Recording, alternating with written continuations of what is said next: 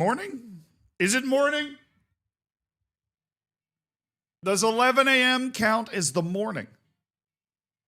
One for the philosophers.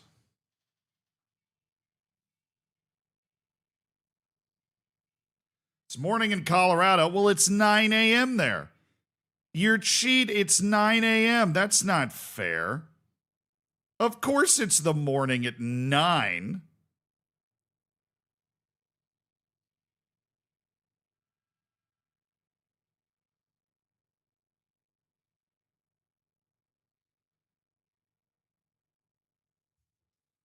"4 p.m. in the UK. Look, man, I don't make the time rules, okay? I don't make the time rules. It is whatever time it's supposed to be where you are. It's morning for me, and so it's morning for everybody. That's how it works. Happy Tuesday, everybody. BT, thank you for the 60 months. Congrats on the 5 years. That is crazy. And first sub of the day. Solvetto, thank you for the 13 months on the Prime. Zeno Risto, thank you for the 3 months. Said you streaking. It's happy hour somewhere. As the great Jimmy Buffett once said, it's 5 o'clock somewhere.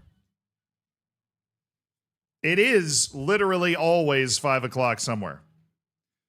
But a question that I don't know if I've ever gotten a good answer to, chat, that maybe you can help me with. Is there a piece of land in every single time zone? Is there a piece of land in every single time zone?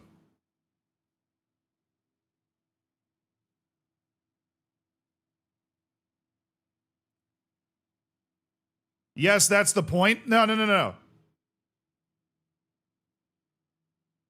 The ocean. The Pacific Ocean. You're telling me every time zone across the Pacific Ocean has a piece of land in it? Antarctica. Fuck. God, it was so obvious, man. It was so obvious. There's literally a continent at the bottom of the planet where every single time zone is.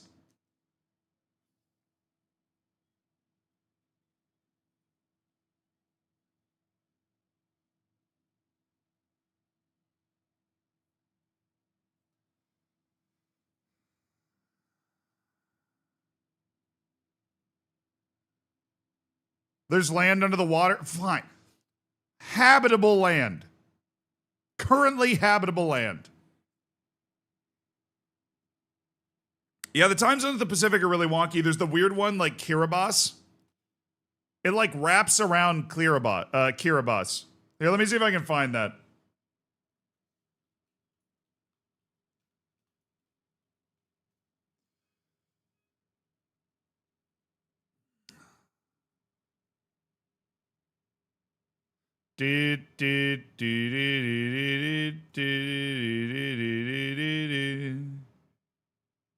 Yeah, what is this, dude?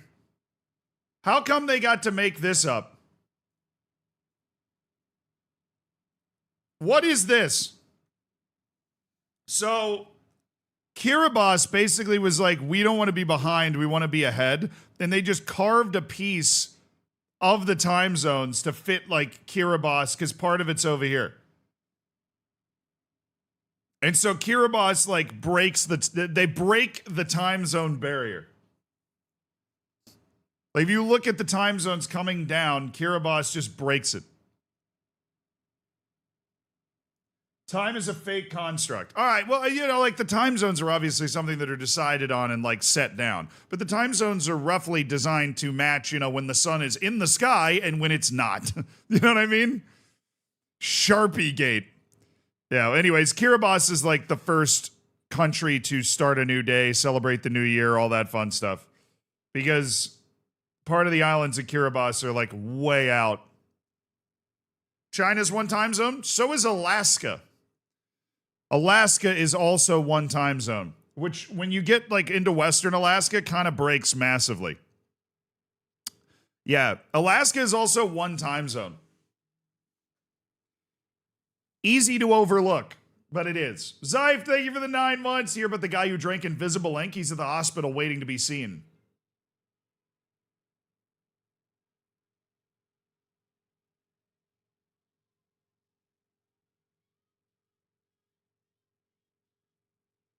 Yeah, but Alaska isn't China. I was just spouting off another fun fact. It wasn't like an Alaska is bigger and more culturally significant than China. I was just pointing out another very large landmass that just is the same time zone. China probably does it, with the whole uniformity vibe. Is Alaska baked? I mean, I'm pretty sure weed's legal, so. What time zone is Melilla? I think like Western European time. Same time as London, I would imagine. Seems pretty directly under it. Ba-da-ba-da-ba-ba-da-da. It's +1. Is that Central Europe? Or is that... Okay, I always just know it relative to where I am from, which is East Coast of the US, right? London's 5, Central Europe is 6. Except for like the 2 weeks after daylight savings, because we do it before you guys do. Same as France? Oh, that's stupid.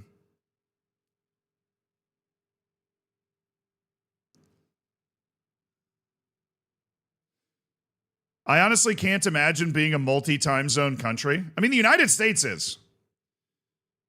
The funny thing is, like, I remember some of my best college friends live in Los Angeles. And I've always lived on the East Coast. Always lived on the East Coast in the Eastern time zone. And so the NFL always kicks off at 1 p.m. I went and celebrated New Year's in Los Angeles, woke up really hungover, and the NFL games were all in the second quarter at 11 a.m. And I was like, college football was kicking off at 9 a.m. I'm like, this is the greatest thing ever. I got to set an alarm to wake up early enough to watch this. I don't have to wake up and like patiently wait for the games to start. They're already going. Now, of course, the bad part about that is if you're trying to watch the early Premier League games, they start at 4 a.m.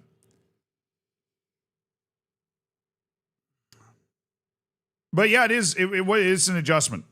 I've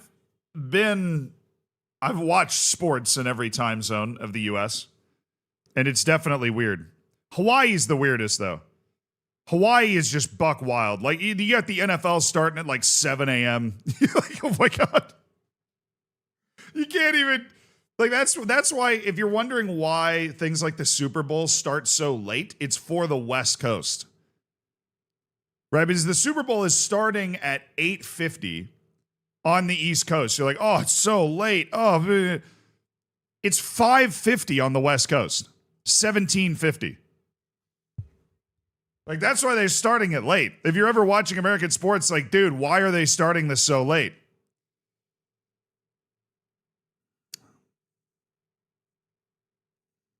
That's why I watch Central Time Zone. Yeah, I mean, part of Florida's in the Central Time Zone. You want me to blow your mind?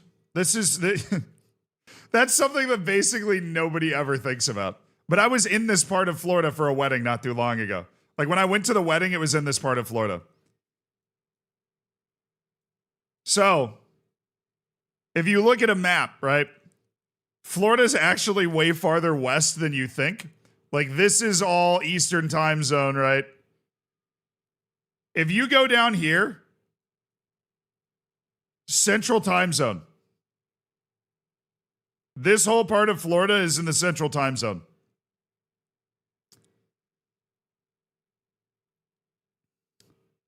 Almost as west as Michigan.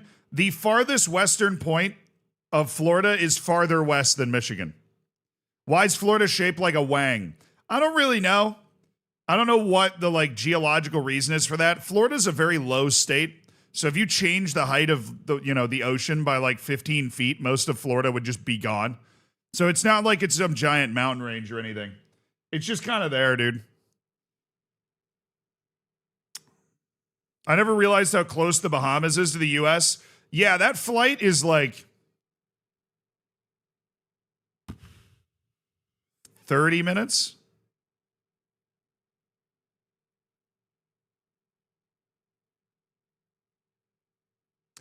The panhandle of Florida is the Central Time, yeah. So the U.S. has Eastern, Central, Mountain Time, and West Coast Time. If you're American, like you grew up in the U.S., that's how you refer to it.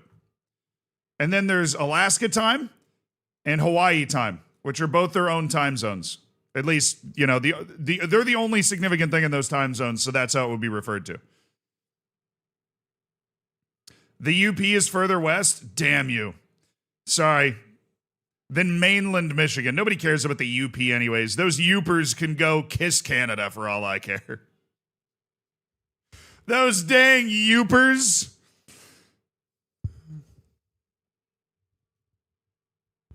It's farther west than all of the Mitten. That's true. What about the Northern Mariana Islands? Not that close.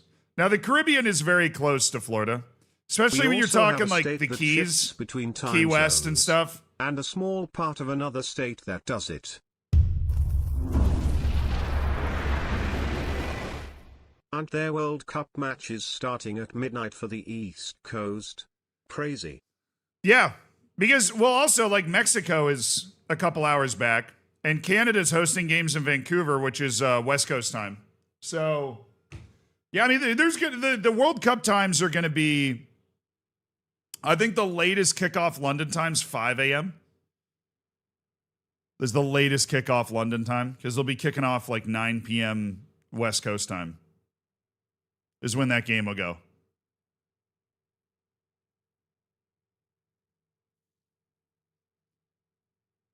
You're welcome, bro. I kept the ocean low out of the kindness of my heart. Thanks. I liked growing up in Florida, man. I appreciate it. Why is the border between the U.S. and Canada a straight line?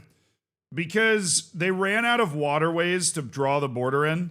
And basically, as the United States developed west, I don't know if you've ever been out here, bro. It's beautiful. But it's pretty damn easy to draw a state line. They basically, like in negotiations, picked a lateral, like a literal, 48th parallel or whatever, and they just, I don't know what it is. It's not the 48th. And they just went, that's the border. And they were like, boom, there you go. How much does Florida spend keeping the ocean out? Bro, do you think we are? The Netherlands? $0.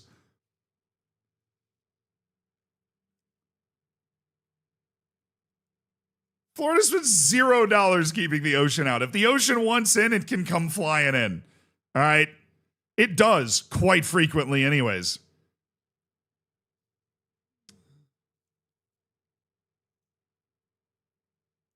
Miami is actively sinking. Bro, if you've never been to Florida, it's kind of hard to explain, but do you see the amount of water in here? The entire state is like a river with islands in it, man.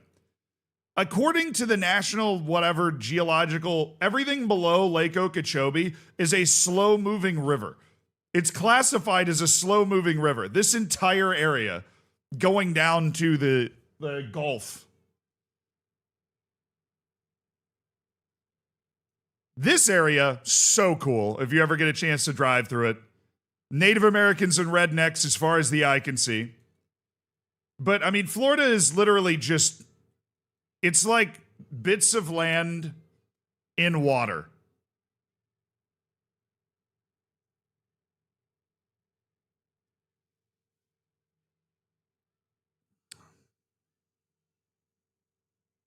Yeah, like it's very... Florida's just very wet. It's very swampy. It's humid as hell. There is water everywhere. When it rains, I swear the ground just turns into water.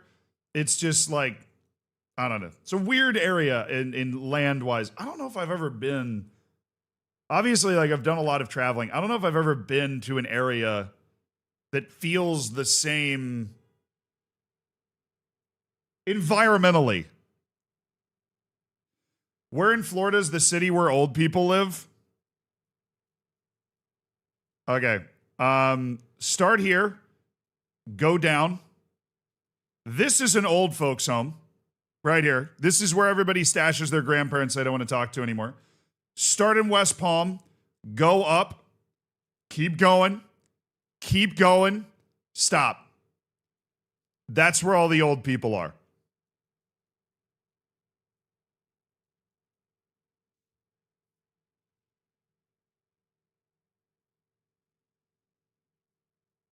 Literal old folks' home. Old people that drive slow. Still old people that drive slow. Old people that drive slow. Literally the oldest city in the United States, randomly. St. Augustine. Big city. My girlfriend's from Melbourne Beach. It's where I played the state championship in soccer, actually. We went to the state championship game and we played in Melbourne. Is it not expensive to live there? Depends on where you want to live in Florida, man. If you want to hop up to like Crystal River. Now, which part is the part where Chiefland, you feed the old people to the gators? It's cheap. You know why? You know why it's cheap? Because if you go above Tampa and Orlando and you don't go to this beach over here, just like up this way and up this way and that way, that chat is the Confederacy. And the war never ended. That is the Confederacy. Old people, big city, small city, beach town, fake city, cool city down here. Swamp people. That's the state. That's the state.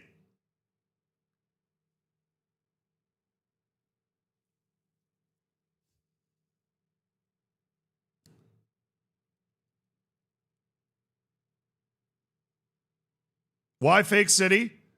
Okay, if you want to offend your European sensibilities, for those of you that might be European, Orlando did not exist until 1950. Like, there was literally nothing here. It was the same nothingness as every other part of Central Florida, which is nothing. Central Florida is nothing. It's like Australia. Everything's on the coast. Orlando is a city that sprang up because Walt Disney bought, like, this was the cheapest land in the United States. Walt Disney bought 1 billion acres, built Disneyland in the middle of a swamp. Rest in peace to the people that had to actually build that. And then Orlando just became a thing around it. Can anyone move to the U.S.? Yeah. It's actually it's really not that hard to move to the U.S.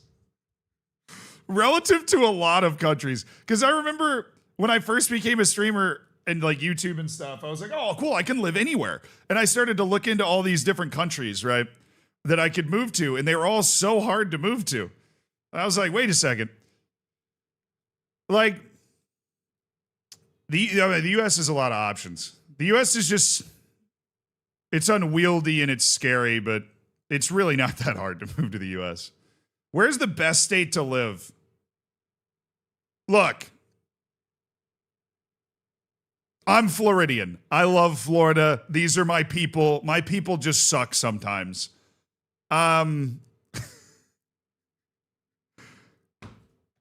If you're cool with like having to use chapstick 15 times a day and wildfire danger, Colorado ain't bad. I've got some family in Colorado, and I love visiting them. My brother obviously went to the University of Colorado, which is in Boulder here. Let me see if I can show you a few pictures of Boulder. Like, do they have just like a bunch of pictures of Boulder? Like, please tell me they've got, it literally looks like the wall from Game of Thrones when you drive into Boulder, because it's right up against the Alps and you're just driving across plains the whole time. Like, it is a really pretty area. They just have like all that stuff around. I don't know. Yeah, the city's name is Boulder.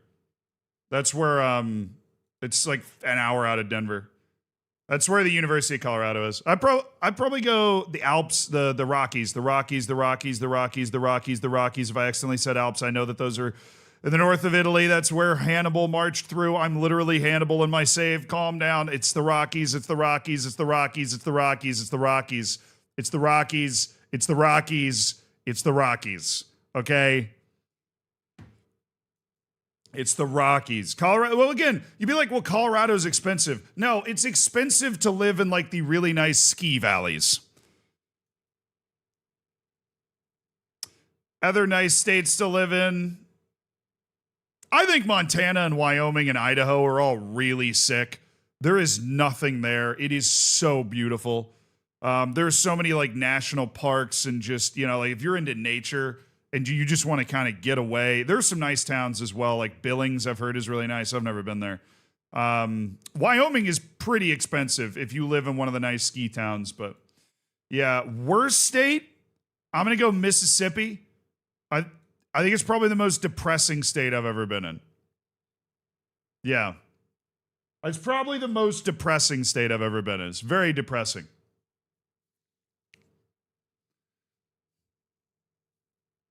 It's really depressing. It's just so poor. It's such a poor state. Probably parts of a lot of states are incredibly poor. West Virginia's rough.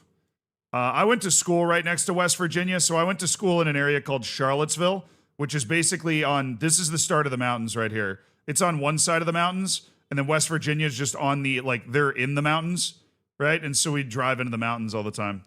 But, yeah, West Virginia's rough. I went to UVA, yeah. West Virginia's rough. But I think West Virginia's more... Their whole thing was built on mining, and then mining just isn't a reliable way to like support communities anymore. And so West Virginia kind of fell apart on that one. When you come into Chicago, I went to Chicago for 4th of July. I went on a boys trip with my dad and my brothers because my dad's from Chicago, and we went to Chicago on 4th of July, and I was walking down the street, and some dude went, Zealand! And I stopped and talked to him for 5 minutes, and my family has not let me forget that. So that was me in Chicago. Was that you?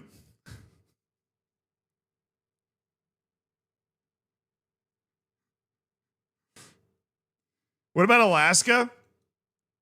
I love Alaska. I think Alaska is super cool. Anchorage is an actual city. It's like an actual city with, you know, restaurants and, you know, people that live there. You know, it's normal. This area, though, I'm gonna tell you something. One of the coolest places I have ever been in my life. I'm gonna see if I can find it. I went to Katmai.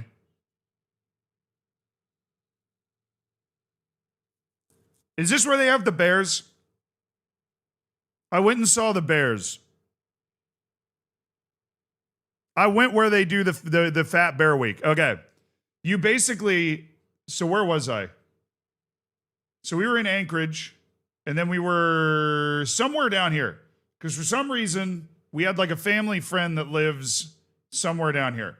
So we came down into this peninsula, and then you take like a puddle jumper plane into Katmai, and they're literally like, oh yeah, there's just a ton of grizzly bears here, walk around. And you're like, all right. Turns out the bears in Katmai are eating so many fish that they just don't even look at you. How drunk were you to actually not remember your bloody trip? Brother, when I tell you that I am on a plane at least twice a month, I love traveling. I have a travel journal where I write down stuff because obviously it's something that my brain does not retain particularly well off the top of my head. But this was a super cool trip. Look, I was on the plane. I remember what it looked like. I remember what it felt like. I remember the experience. I just don't remember exactly where it was in here. But you land and you're like, oh my God, that's a bear. I'm going to die. And they're like, no, the bears are close to hibernation. They've eaten 3 billion pounds of salmon.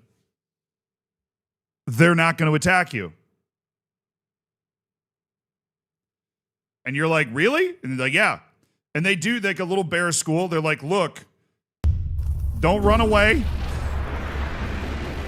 You know, like they have these rules. In Kiribati when? Hey, thank you for the dodo, Frogginho. Now, there is a new Hidden Grounds coming. We're working on the Marshall Islands Hidden Grounds right now. We just had a little meeting about that this morning. But it's in process. Kylo, thank you for the Prime, dude. I appreciate you. Welcome to the Hammers. Damn it, Dan, Kim, thank you for the Prime. Where's the part where you feed the old people to the gators? It's Alligator Alley. It's the road through the Everglades. I drove that not that long ago. Yeah, but you just walk around in Katmai. Yeah, I saw this. There's like a observation deck, like a wooden observation deck that you walk up onto and just watch all these bears just fish. It's unreal. Got inspired by the weirdest saves and to do a full IKEA name squad in Sweden, but setting up filters is driving me insane. Is there any way to export the filter and edit it? I don't think so. If it's bothering you to set up like all of those filters, you could try to download a filter from the website that already has a ton open, and then you can just go type them in. But all you have to do is type it once and then save it. So you can enter all the filters, then save that, the cog in the bottom left, and then you can load it in every time you go to the player search. Have you found an alligator? Okay. There are two types of dangerous animals, right? There's the dangerous animals that you technically live near, but you basically never see, right? This would be a great example would be grizzly bears in Colorado, or black bears in Colorado. See them every once in a while. That's not a good example. They see them a lot. What's a good example? Like mountain lions.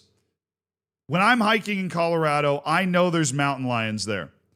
I've never seen one.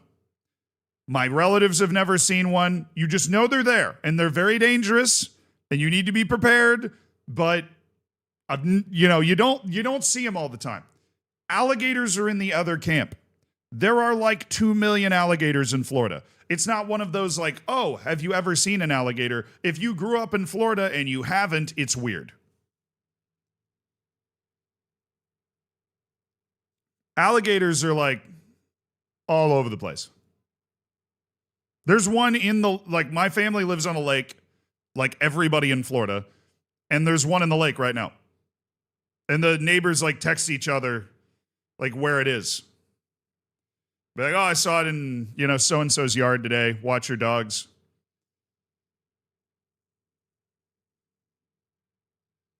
You know what's really rare, though? The Florida panther. Because Florida doesn't have enough things going on, chat.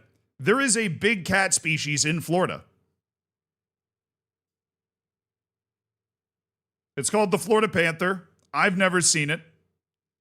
My mom claims to have seen it. They only show up in hockey rinks. No, it's an actual species. Florida's got like multiple poisonous snakes, multiple poisonous spiders. It's got alligators and crocodiles. It's the only place in the world where both of those exist in the same environment. It also has every dangerous type of shark imaginable. Not a lot of dangerous jellyfish, though, so that's pretty sweet. And then it has the Florida panther. There are also bears in Florida. There are bears in Florida. Black bears get all the way down to Florida. Mostly North Florida. But there are some swamp bears. Yeah, dude, basically when you're a little kid in Florida, your parents are just like, look, don't go outside. If you do, bring a shotgun. If you're going to go outside, bring a shotgun. Tampa has lightning. You want to know something interesting? In the northern hemisphere, there is no place in the world with more lightning strikes than Tampa.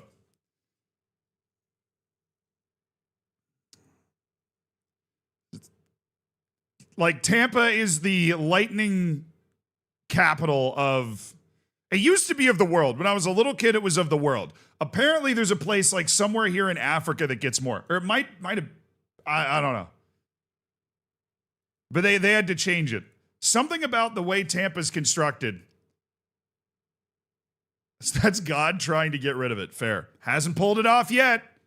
I know a guy that's been struck by lightning 3 times. South America? Ah, that would make sense. That would make sense.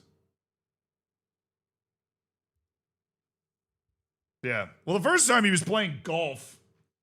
Pretty stupid. No, so I'm like born and raised kind of an expert on lightning. I once was standing in the garage. I was standing in the garage, like about to get in the car was in the driveway. I was walking to the car in the driveway out of the garage, and lightning just hit a tree in the front yard, and I just went like,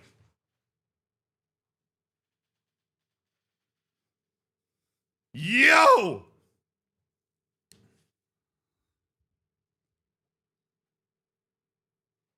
I was like blind for 30 seconds. It was wild. I remember I walked back inside, and I think it was like me and my mom, and like my dad and my brother were inside. We walked back inside. They're like, "You guys were outside for that?" Because they heard it inside. They're like, "Damn, that was close." Yeah, there's a team called the Tampa Bay Lightning. Yes, that would be why. By the way, that would be why. Yeah, I've seen. Yeah, I think lightning's hit trees in our front yard and our backyard multiple times. No, you don't want to play with lightning, dude. Lightning is scary. Lightning is scary. Are we playing fantasy today? Yeah, let's play fantasy today. Actually, no, we should probably wait to the end of the transfer window. That would be cruel. Why so much lightning, bro? I have no idea. I have no idea. All I know is that if you grow up in Tampa, St. Petersburg, or Clearwater, you will see lightning over 300 days a year.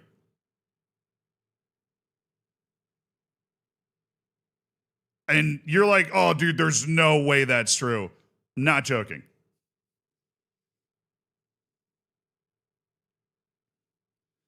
It rains for like 10 of the most intense minutes you've ever seen every year. Or every day. It's not, no. It's not dry lightning. It's like, it rains like that tropical jungle rain. It's like, you got to pull over to the side of the road when you're driving. Like somebody just took a bathtub and turned it upside down, and it'll pour for like 10 minutes, lightning everywhere, and then it's just gone. Do people die? Yes. Usually tourists, because they'll stand there on the beach like, wow, storm's coming in. Zap.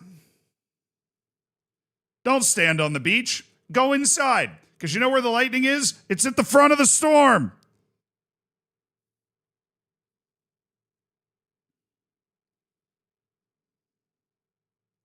By the time it starts raining, it's too late.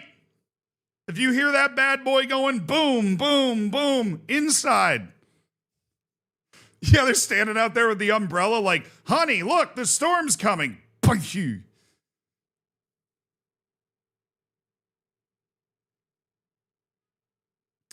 What's my media prediction? Great question. Welcome into the UD Melilla experience today. The media prediction of UD Melilla is an all-time high, a record 11th. We are media predicted 11th in the league this season after, and cover your ears if you don't want spoilers from the last stream, but if you're hanging out watching this stream, you're probably going to get them anyways. The massive signing of Angel Cañete, the superstar wingback for $20 million up front and $55 million over the next 3 years for a grand total of a 4-year purchase of $75 million. For Angel Cañete, German international Angel Cañete. Absolutely massive signing, but we still have $23 million left in the transfer budget, $12 million left in the wage budget. We got money to frickin' spend, baby!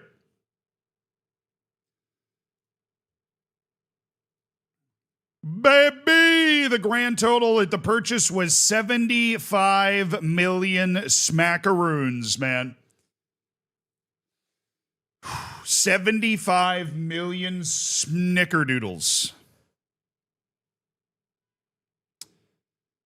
Yes, sir. Yep. All right, Otero onto the bench. Otero into the starting lineup for the moment. Time to sell Noonan. Nobody really wants him right now. Nobody really wants Ty Noonan right now.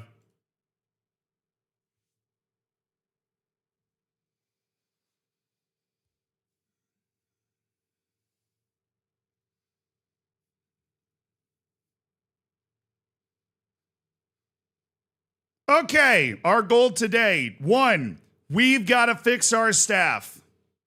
We have to fix our staff. 2, we need to add more players to our roster. We do not have enough players. 3, we need Facundo Aguirre and Joel Rojas to finally become Spanish citizens. We are currently waiting on them to become Spanish citizens.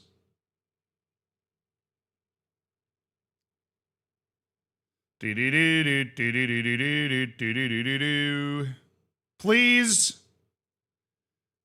tell me they will. 4, sort out the B team. Yeah, we'll do that later, you know. We'll do that later.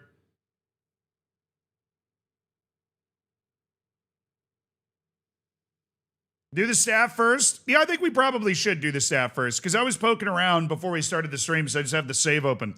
We have 3 scouting spots. I thought we only had 1. So we actually have 3 spots in our scouting team that we need to mess with. Of course, we've got a good number of month-to-month contracts that we might be able to improve, including our head of youth development, Ollie W322, our goalkeeping coach, a couple of fitness coaches, a couple of coaches overall. Our recruitment team only has, well, no, it's got a few month-to-month folks on it. A lot of scouts. Our general manager, Ronaldo McDonaldinho. It's been a very productive time with Ronald McDonaldinho. I wonder if Ronald McDonaldinho will be able to keep his job as we go through this process. And then, of course, we have a couple members of our physiotherapy staff who I probably should fully launch into the sun. But these guys that are currently on elite physiotherapy ability, I should just keep around. Come on, you're taking a you're not. I'm not paying you $200,000 a year, Bombtastic. I'm just not. All right, Allergos Peanutitis.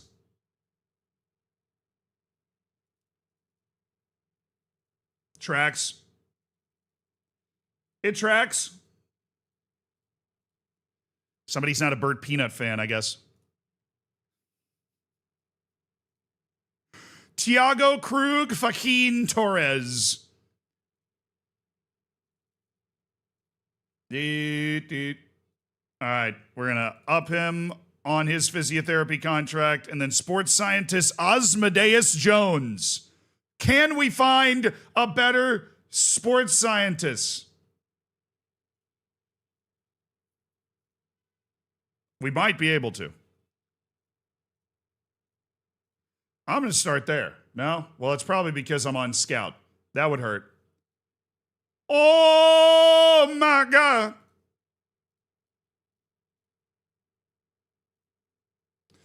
All right. All right. All right. All right. All right. All right. This dude's at Liverpool FC. Oh my goodness. He's in Uruguay. He's going to be so cheap. Envigado. Looking for somebody whose determination is not terrible. Liam Zanoni. Oh, this guy's... Oh, he's American. Oh, yeah, get him in! Get him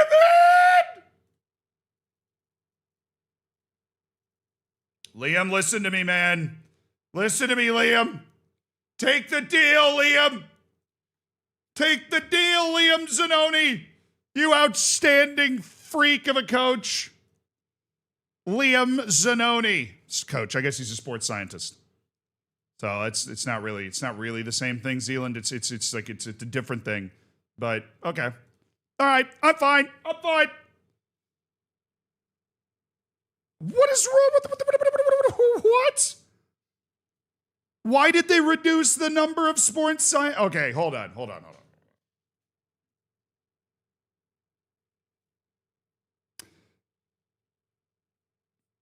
Add sports scientists. There's no way we're going to live in a world where I am only allowed to have one extra sports scientist. I mean, originally was allowed to have 3.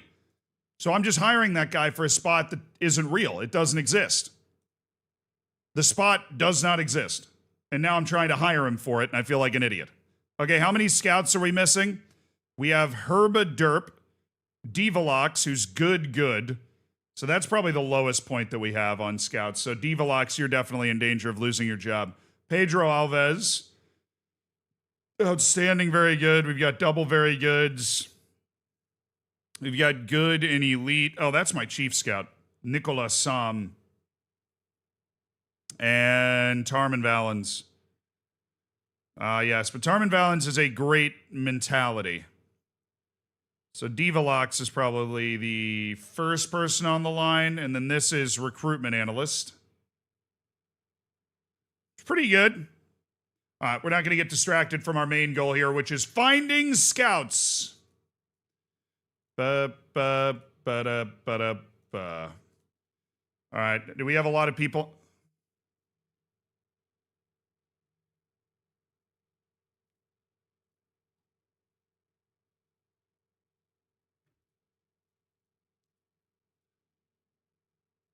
Really? Nobody?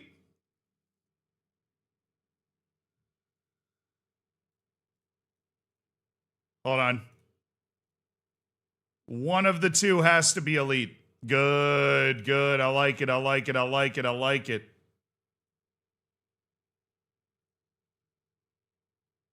They're all very good elite. Well, I mean, those guys are crazy. Okay. They're all going to be chief scouts, though. Not Moritz Stuyten.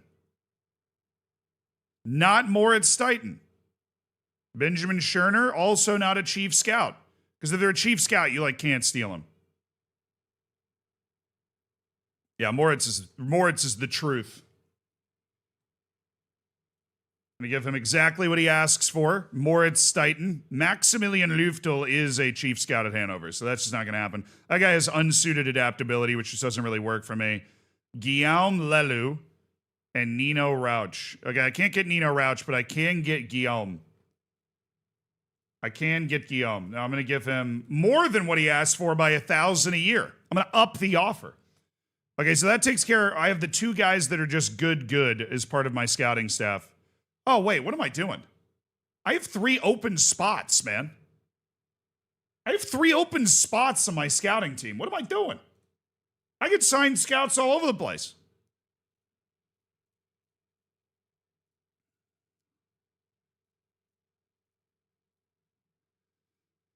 Nice. They brought up Maximilian Lüftel again, and Stuyten, and Lelou, and Ben Scherner. Okay, well, what about Tomás Amaral of Famalicão? There we go. We don't have a lot of Portuguese influence in our scouting department, that's for sure. So, boom, that's 3. I have 3 open scouting spots. So now we get to a point where I'm signing guys that need to be better than who I'm looking at. And Richard Gordon of Aberdeen is looking like that guy. And he is not getting paid very well, so I think we might just be able to come in and swoop him away. All right, Manuel Weber. Austrian, chief scout at Austria Ven. Ooh, Emiliano Gallo. I really like him.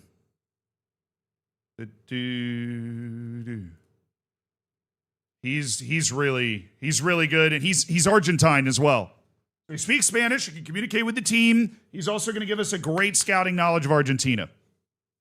There's no way real scouts make that much. I'm sure they make something like that, yeah. For a La Liga club.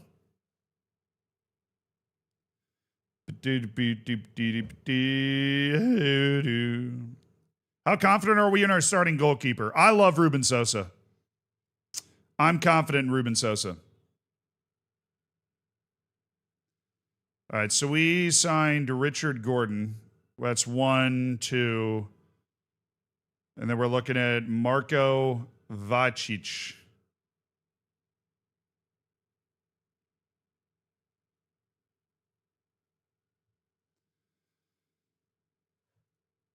Guy does not have very good mental ability, Marko Vacic.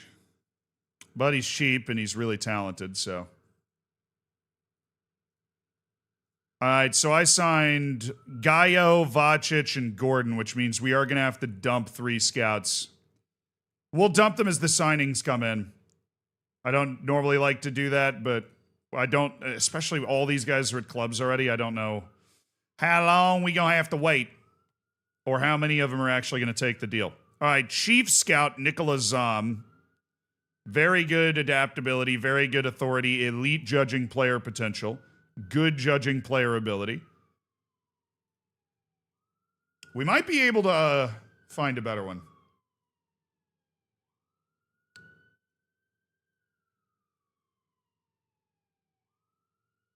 I'll keep him on month to month. I'm going to keep him on month to month. I don't know why I went back to that. I'd already looked at that and I knew there was nobody there. All right, general manager. Ronaldo McDonaldinho. This dude's so good. Ronaldo McDonaldinho is such a dog. I doubt we're going to find somebody better than him. And how are you going to top the name?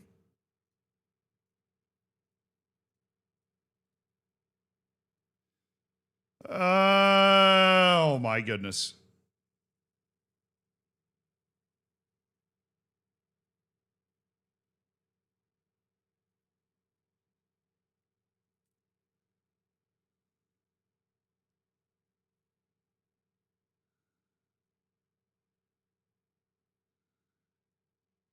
Unambitious? Okay, but does that matter though? Does that matter though?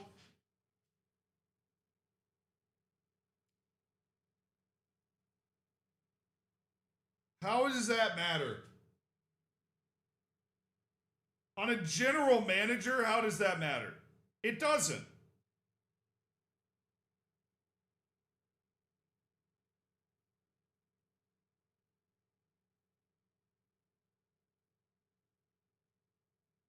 It matters for head of youth development.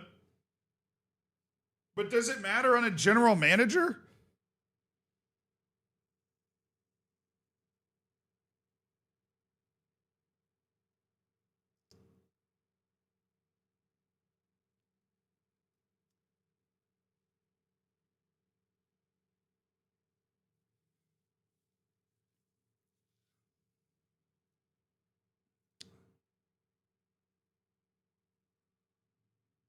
This guy's unreal. He's literally elite at the 3 key things for a general manager: identifying player abilities, negotiating.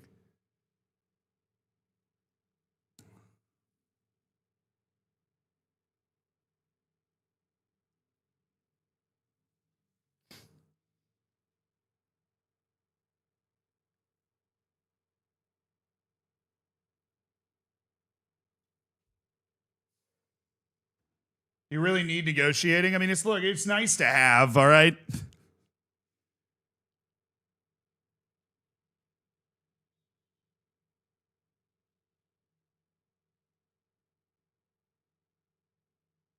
I'm gonna sign him. Woo! Ideally, him being unambitious means I can bully him down to 825. Yeah. Yeah, buddy. Take a seat there, Levi. Take a seat there, Levi. My favorite pair of jeans, man. All right.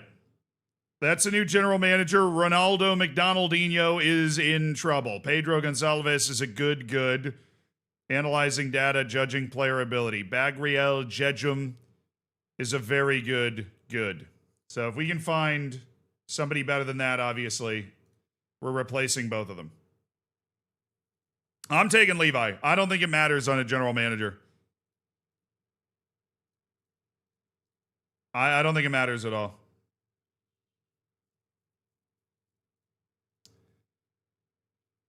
All right, let's turn this up to outstanding. Dang it. Let's turn this up to very good, outstanding.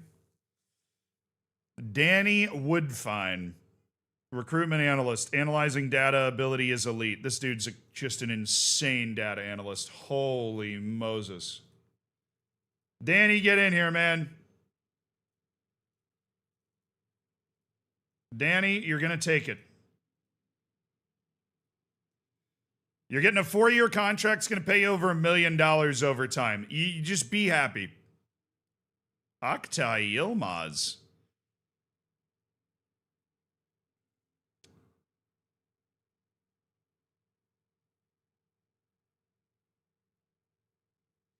I'm going to take Oktay. Oktay Yilmaz. Take exactly what he's offering. Danny Woodfine and Oktay Yilmaz. I don't think we have any other open spots at that position, so. Yeah, okay. Just those 2 recruitment managers. Beautiful! All right, coaching team. We have... all right, we have no performance analysts. Our head performance analyst, on the other hand, Dragutin Stanoyev, is good tactical knowledge, very good analyzing data. So Dragutin, yes, head of youth development. Ollie's like really good at his job. We might be able to find better though. I don't sign technical directors. I handle my coaching staff. I do. You said this song's not that great live?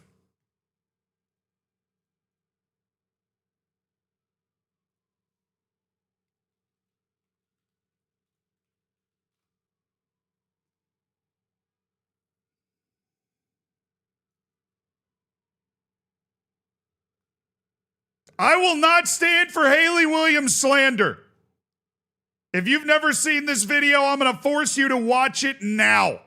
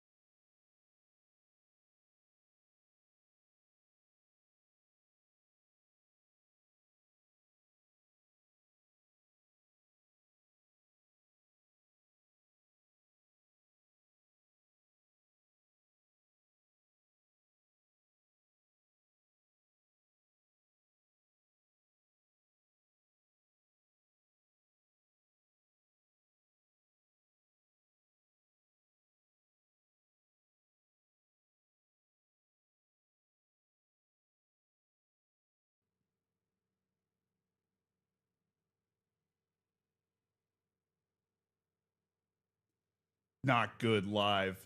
They said it's not good live. Are you kidding me?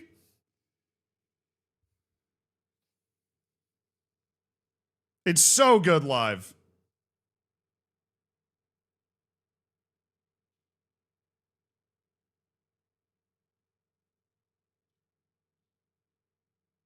Watch yourself there. No. What'll happen is when the live stream gets finalized, they'll comb it and it'll pop up as DMCA, and then we'll edit that 3-minute segment out. It's fine. I just really needed to prove that point.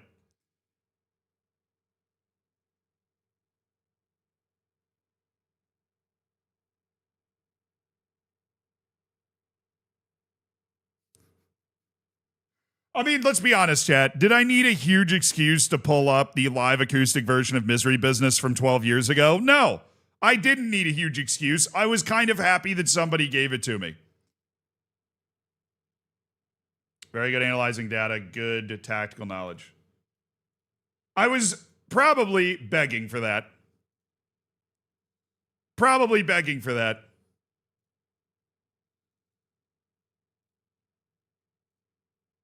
Ah, that would have been nice.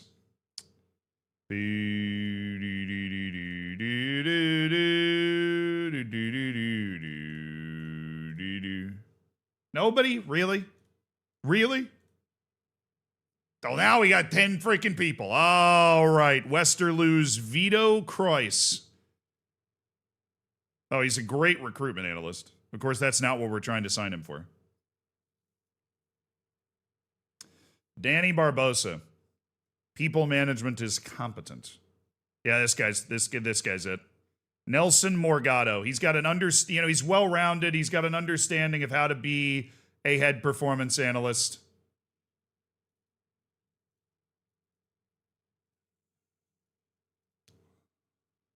Head performance analyst coming in fast, Nelson Morgado. The Morg Daddy, as it were. All right, head of youth development. This is always a really big decision. Yeah, there's always a really big decision. Ollie W's, done a good job, continued to bring in great youth intakes, but, we're always looking to upgrade our team even more. You never get complacent. Complacency is the enemy of success, all right? Complacency is the enemy of success.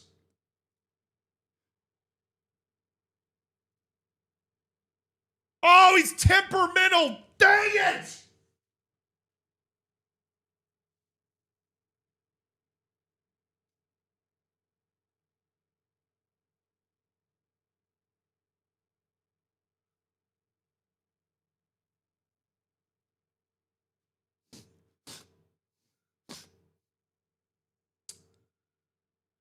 Zealand said calmly.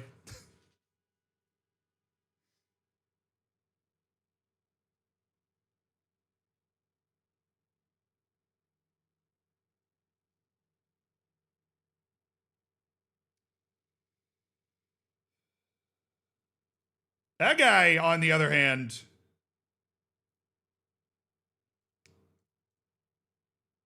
oh, and he's got a higher reputation. Oh! Oh!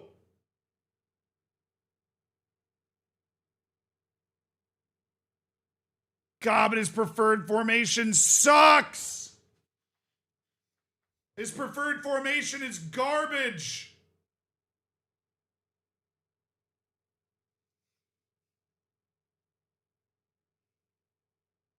It doesn't have wingers in it.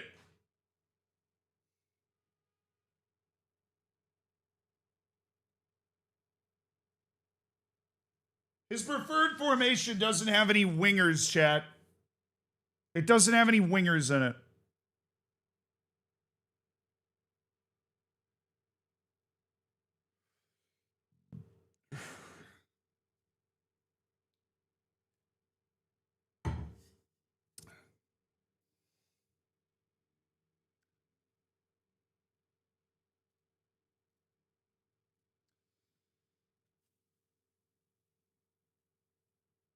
Like a 4-3-3 wide, just so much better.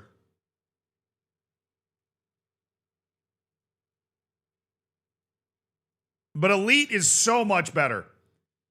Elite is, a couple steps up. What about Mr. Temperamental Jay Probitz? Of course, his preferred formations are better. Of course they are. His reputation's where it needs to be. The hell of a coach, just basic coach.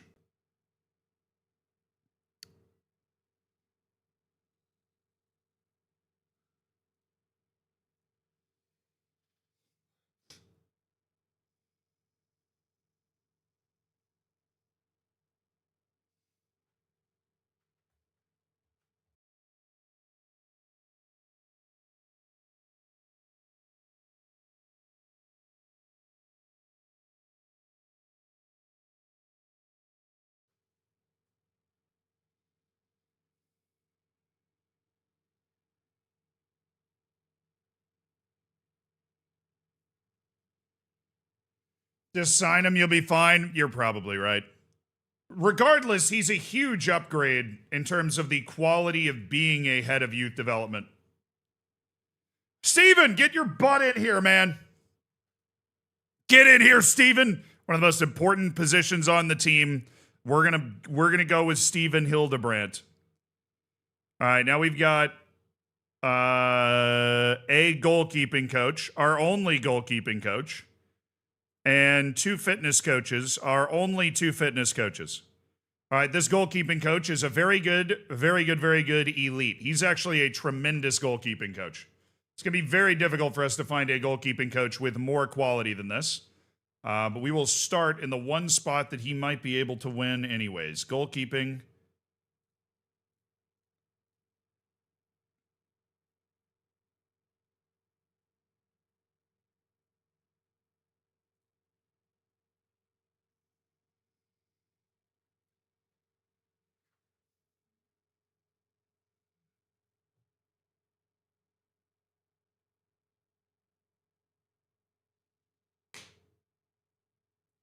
I stand corrected. We found an even better goalkeeping coach, Alexandre Salvat. He's obscure. Nobody knows who he is. All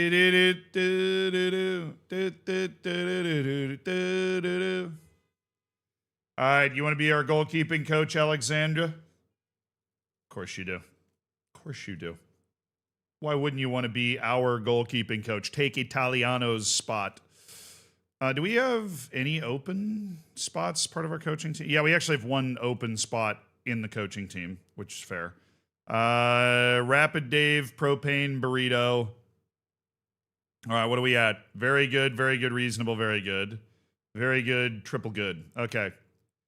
There is definitely a chance that we end up getting some way better fitness coaches as well. So if you are a part of our staff right now, I would be very afraid. I would be very afraid. The danger is afoot. Your job is potentially expiring. Come on. Oh, he sucks at everything else. Gah.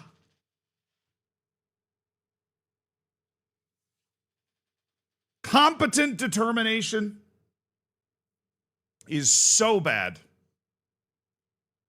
All right, just give me outstanding. There's got to be a few people there. Oh, baby. Oh, baby. Oh. Mamma mia, Paulo Rangoni. Paulo Rangoni.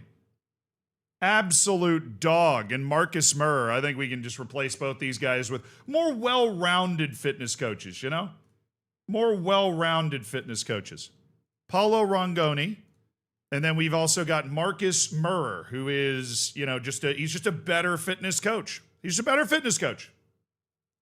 Just better. Just better. Marcus Murr, Paulo Rangoni. Do we want a third fitness coach? I don't know.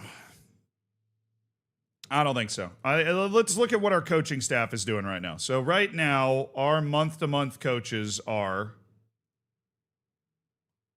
Hasdrubal Barca, so my own brother, Torgiano, Mirodan, and Sergio Garcia.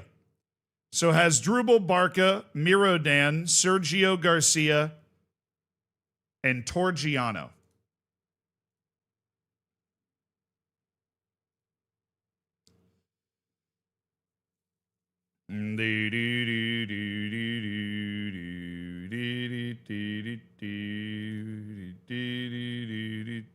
So you're on defensive technical ability. Okay. Miradan. Torgiano is... Oh, he's the fitness coach. He's the extra fitness coach. Okay, we're re-signing Torgiano immediately. He's literally a 5-star fitness coach. Sergio Garcia is attacking technical. Miradan is defending technical. Okay, and then where's the other one? Hasdrubal. There he is. Oh, Hasdrubal's in trouble. Hasdrubal's not that good at anything. He's in trouble. We need a possession technical coach that's actually good enough to elevate our team. So that's what we're going to be looking for. That's what we're going to be looking for. We'll start there. And we definitely Hasdrubal Barca, my own brother. I mean, eventually I was going to stab him in the back anyways. Life always leads back to Crusader Kings eventually. Shoot. It was possession technical, right? Spent all that time remembering the actual coaches. Yeah, it's possession technical. I knew the answer. Why did I go look? I knew the freaking answer. Possession technical. Possession. Technique. Outstanding. Nailed it. That's just so good, man. That is just so good. Yep, you're going to be a few people there. Oh, Tiago. Oh, that Tiago. Oh. Yeah, I mean, that makes complete sense. Can I steal him from all of us? I'll give him the exact contract that he wants. Dude, yes, 100%, man. 100%. Defensive and attacking technical as well. That's what we're looking at. Diogo Pava.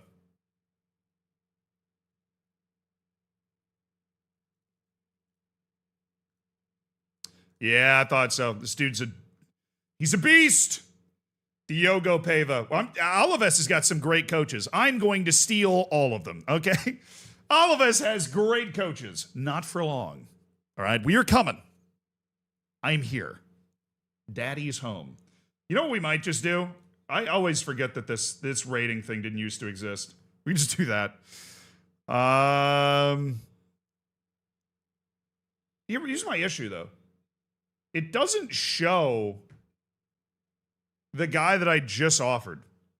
You know what I mean? It doesn't show him.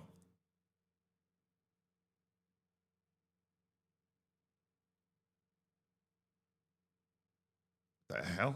There's a physio? What are we doing, boys? What are we doing? First 10,000 shown. Okay, yeah. See, it doesn't. Coach. Don't clear everything, coach. Diogo Pavia, Antonio Gomez. For what? Ethan Pennick. Really?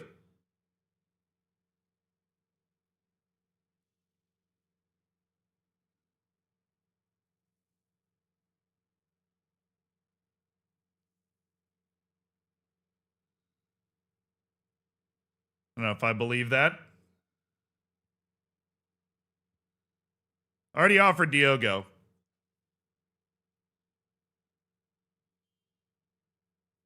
All right, Antonio Gomez is at Las Palmas, and we should be able to outmuscle Las Palmas for reputation now. So we'll go ahead and steal him, and then this is for defending tactical, I think. It makes him a better defending tactical coach. We'll see if we can sign him. I doubt we'll be able to get all of these guys anyways, because so many of them are at other places, but that's it for our staff signing. We're just going to go ahead and take a quick look at the U19s, which actually is an opening in the coaching department.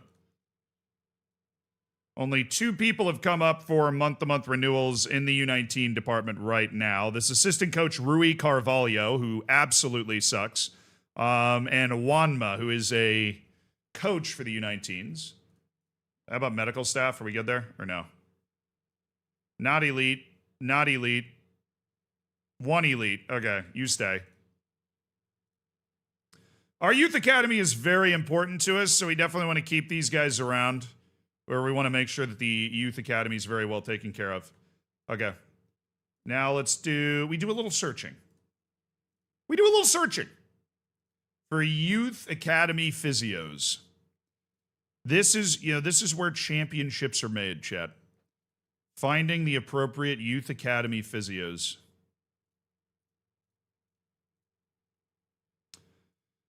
All right, there should be enough people that we're able to fill this team out now with elites. Yes! Stefan Lamprecht. I know we need at least 2. Do we need more than that? Sports scientist. You suck at that. No. Listen to me. Listen to me. Thank you. Thank you.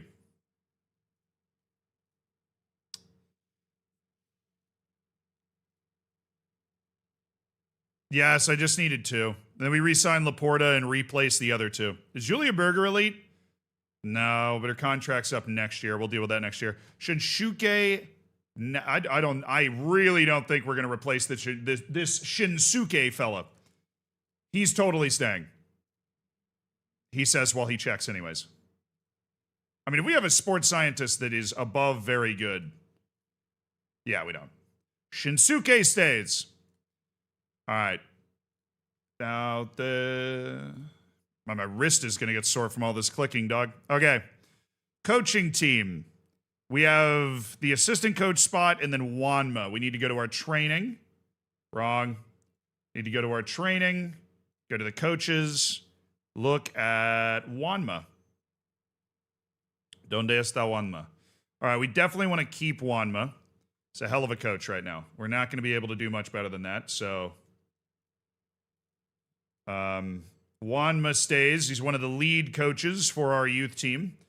Now, what we do want is a possession tactical coach that's going to be able to raise the level. So that's the opening that we have. And we also have an opening for an assistant coach down at the U19s level. So we're going to check that now. When sweep you off your feet. Who's the highest reputation guy? Connor Cody. He's going to have a great reputation. Local? Really?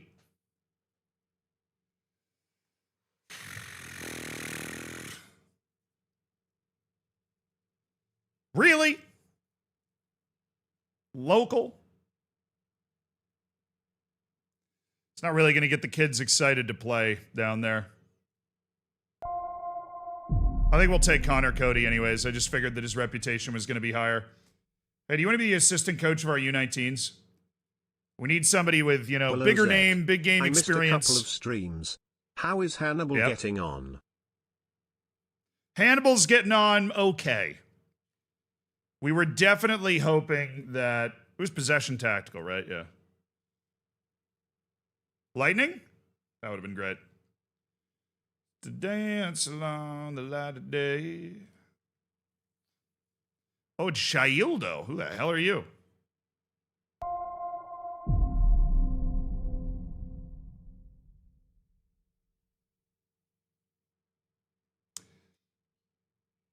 Here's to the Sabres winning the cup. All right. No. Buffalo, leave the winning to the cities that know how to win in hockey, okay? Like Tampa. The real hockey town, Thank you for the 55 months, dude. Plotter, thank you for the 20 months.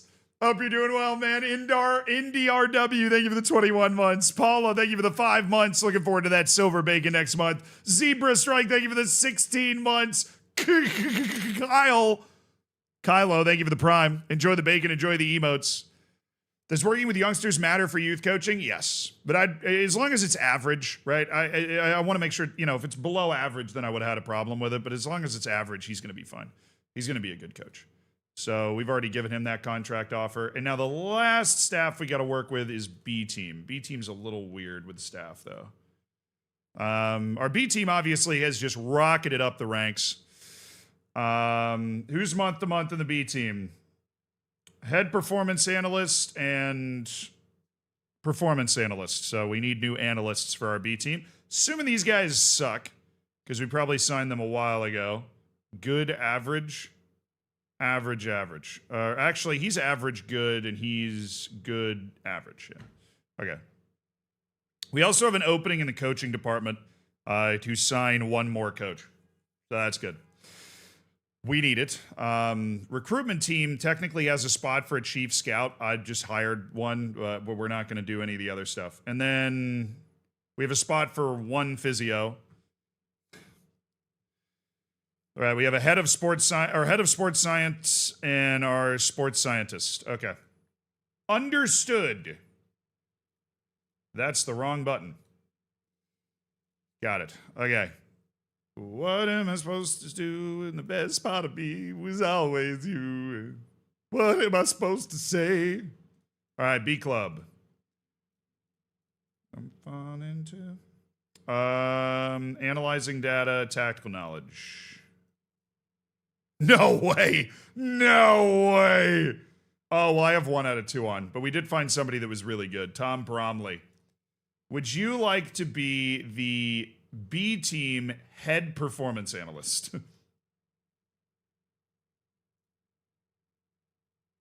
My God, I'm looking for sports scientists. I'm literally looking for sports scientists. Am I? Yes. Bro, I typed in performance analyst stuff on the sports scientists.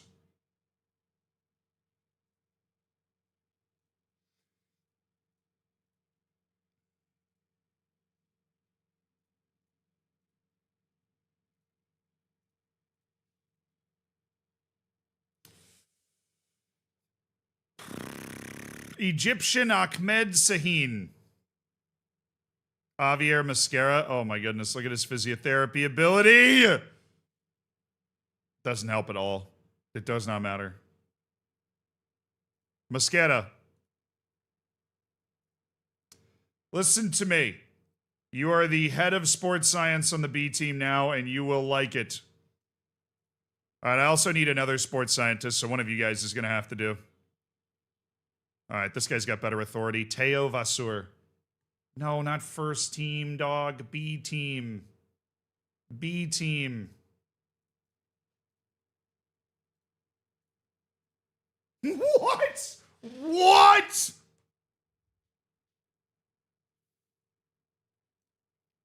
Give me the Egyptian. Dang it. Whatever. Give me the Egyptian. He wants first team and he wants even more money. What's this other guy want? Eugenio.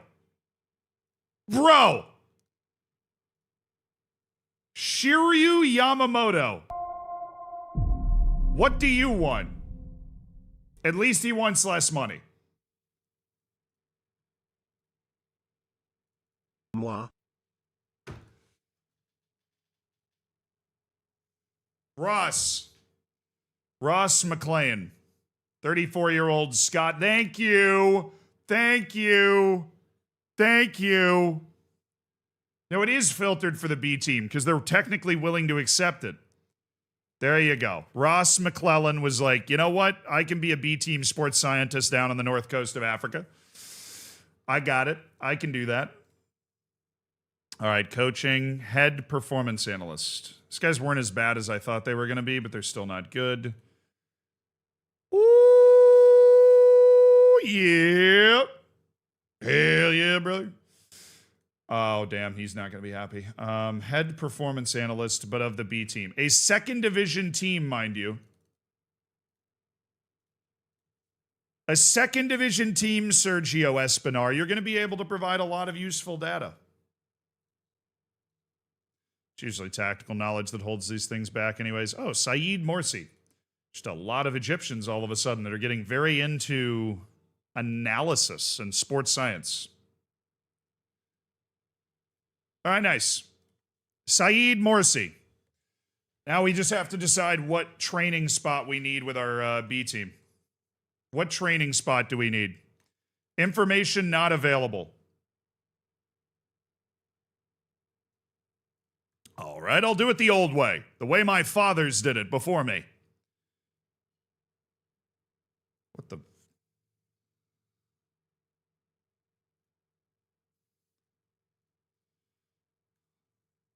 The way my forefathers decided who they were going to sign. All right, Sil Rouvry, you are basic attacking. Andrea Brignetti, you are possession tactical.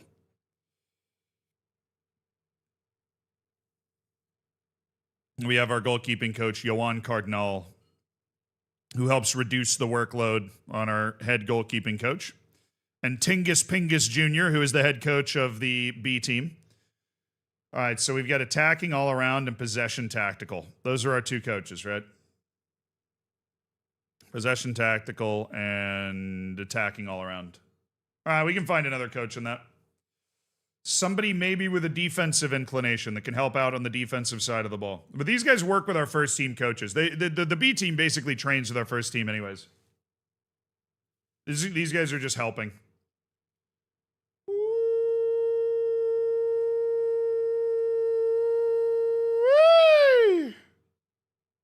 Man, if you didn't, why?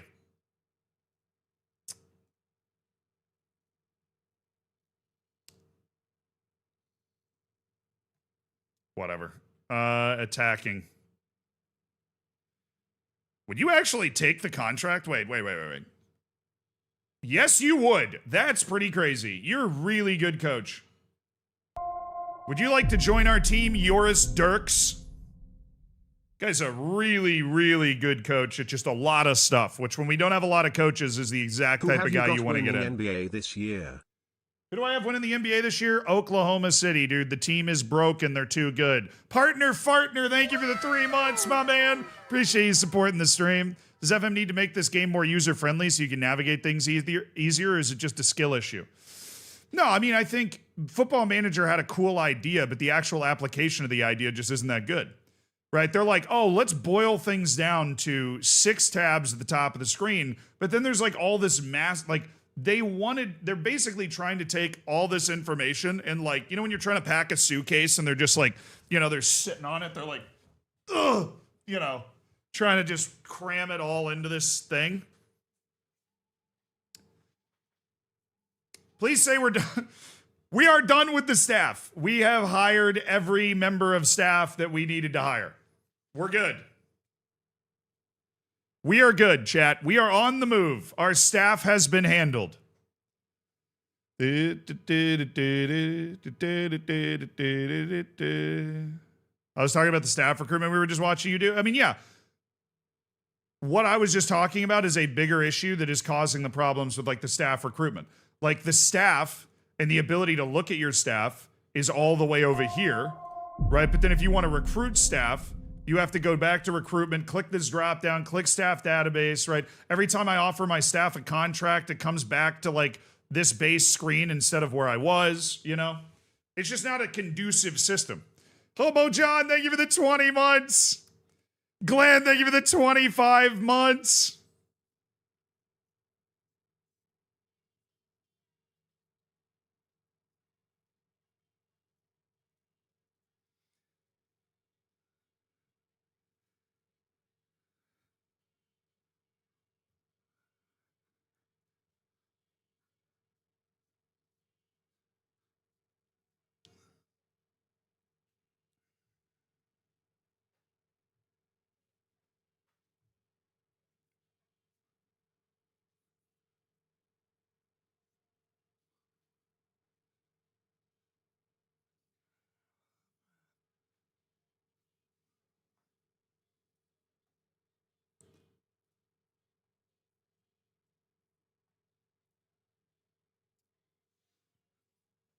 You don't want me to have more sports scientists? Why are you happy with the number, Eusebio? We only have one. Eusebio! 1 ¿Qué pasa? year of bacon. Woo! Implicity, thank you for the year.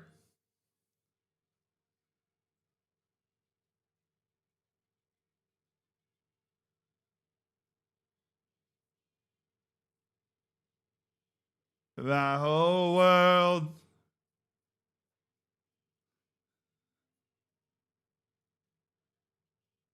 We had 4 guys leaving our short list. All right.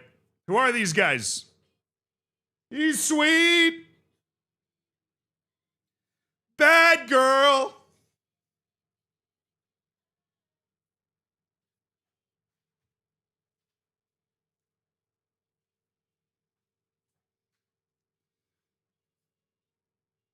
Focus.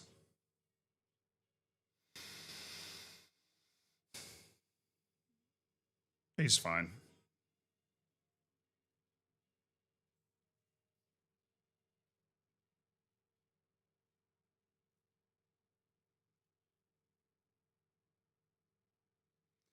You. What a banger, dude. I haven't heard that song in so long. Gandhi or Alana? I'm a big Gandhi guy. Always been a big Gandhi guy. Alvin Barrere. Oh, these are guys I just added to my loan list. All right. Goodbye to Jose Yanez, who is leaving to join Real Betis in a deal that will literally make us $1.8 million while he's out on loan. Stonks! Dude, we're getting some jams right now.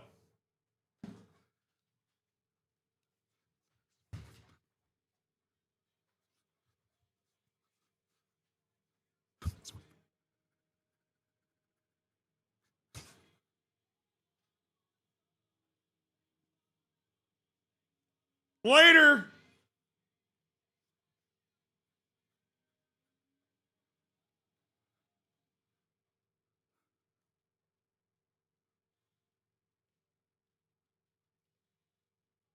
He yielded!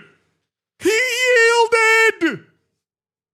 The new janitor yielded! I was like, I know best. He's like, let's go for it then. Let's go for it then. Like, all right, let's go for it.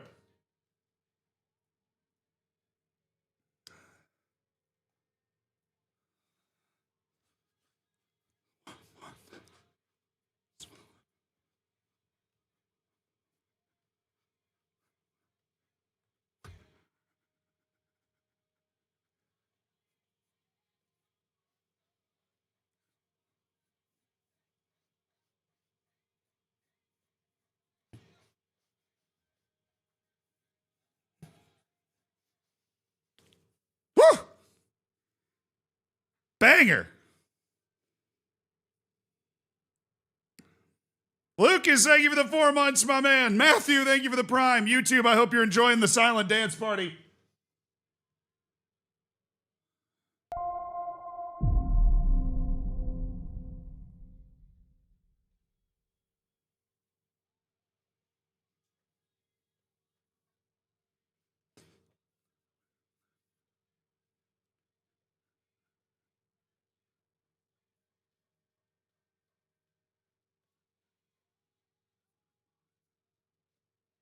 I like it here. I don't want to leave. Ah, well.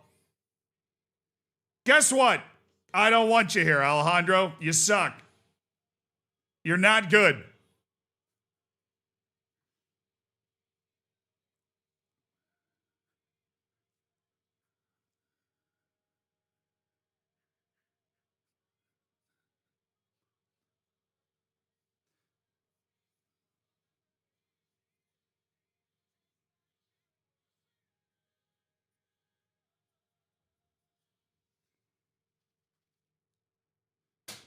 What's the vision for the front 3-5? Gerardo, Yuri, Mbambo, Cañete, Van Rooyen. That would be who I'm envisioning there. That would be who I'm envisioning there.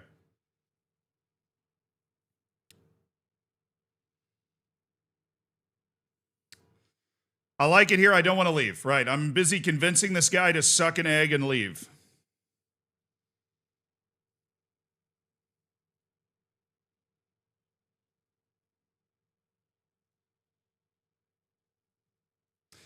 All right. This guy seems like a real fun guy at parties.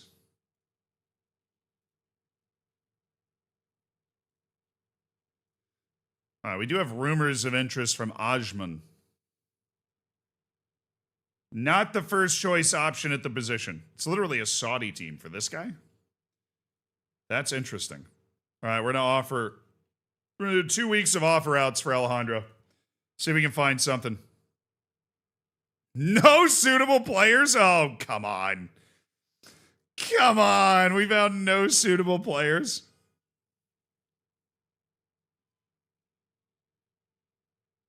Who are you? Did I just sign this guy? I feel like I did. Yes. Okay. That's why I don't know who you are. No, we're not loaning him. We signed him to play on the B team. To give him a chance. The intermediaries can't find an offer for Panagiotidis Soutsikas. There is no interest in the player. Well, have you ever considered sucking less, Panagiotidis? All right, I'm going to leave him on the transfer list, but I am not going to force him out. He has an extra year on his contract. We're going to give him maybe one more chance to try to develop. But we'll leave him on the transfer list. Cagnete's smart business. Thank you. That's what I thought. That's what I freaking thought. Delay. I think I'm about to get caught in the wombo combo here.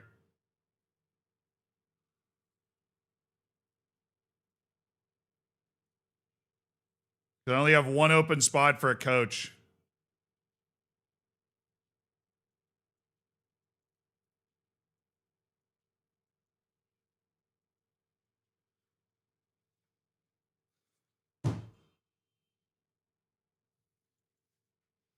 This game is so freaking buggy.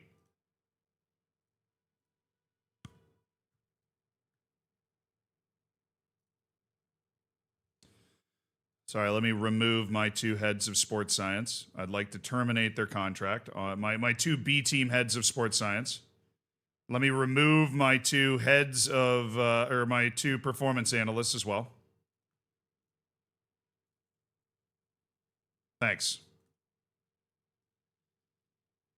I think it was just the B team where that was happening, but they they just don't let you sign anybody else. Saeed Morsi's coming in.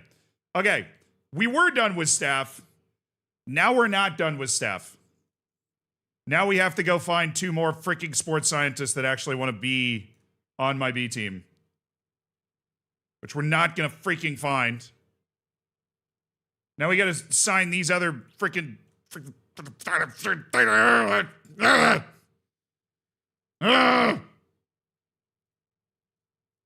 I'm displeased. Will you just stop? I went up, Ahmed. I went up. Fine, I will sign worse people for the position on the off chance that they actually say yes. 500. Really? Look, I have the money. I just want a good sports scientist on my B team so these guys' legs don't fall off. Shiryu Yamamoto. Why did I do that every time? Wait. Oh my goodness. You're the head. The other guy was supposed to be the head, but now you're the head. Just because I messed up.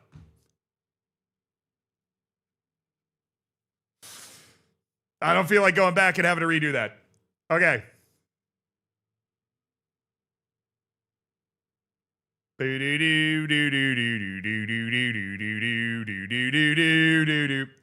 right, where's my staff transfer activity?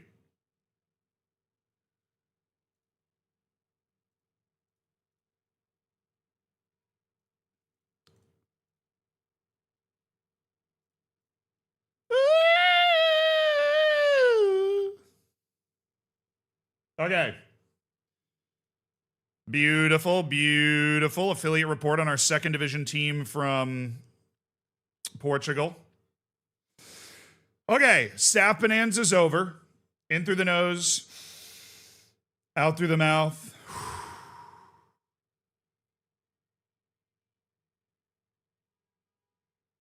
We have 23 million. I am very worried that I'm going to get to the registration deadline and Aguirre and Rojas are going to be foreign. If that happens, I'm going to be in hell. I'm going to Google this. I'm going to see if somebody's gone through this on FM26.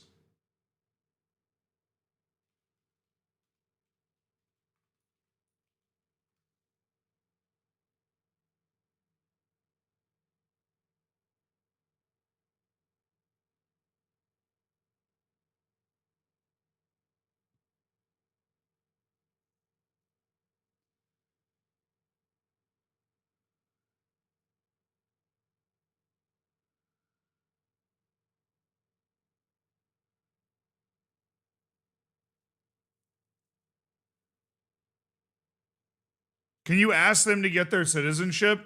Maybe? That would be pretty sick.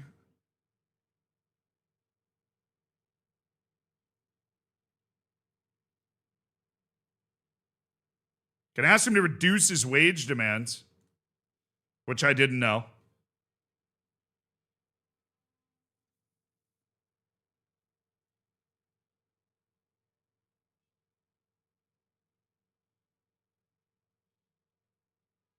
No, I'm not seeing anything, dude.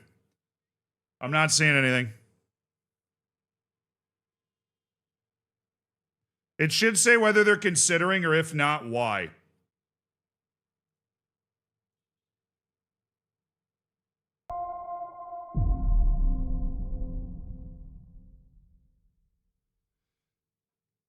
Where?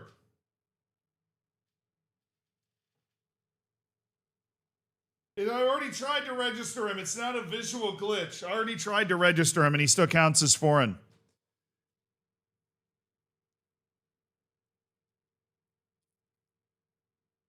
Not a bug if the board prevent you from blowing past your scouting or your staff limit. Yeah, but in every other instance of the game, the board will come to you, or like they'll come to you and be like, what member of staff do you want to let go of in order to sign this person? So like obviously there's a staffing limit, but in the past you didn't have to go in and like actually release the people. But with the B team, for some reason, there's this bug where it doesn't ask that question. It just cancels the signing.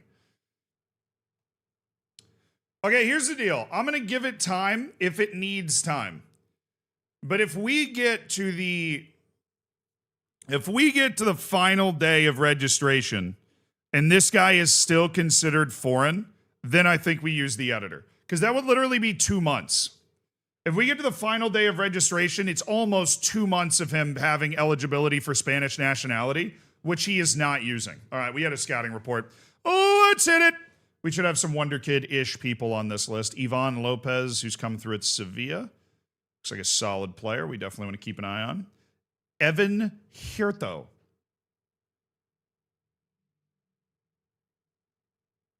All right. I mean, he's 16, so hell of a passer on the outside. Good athletic tools. I mean, a lot of development is required. He is eligible. He doesn't need to do it. I mean,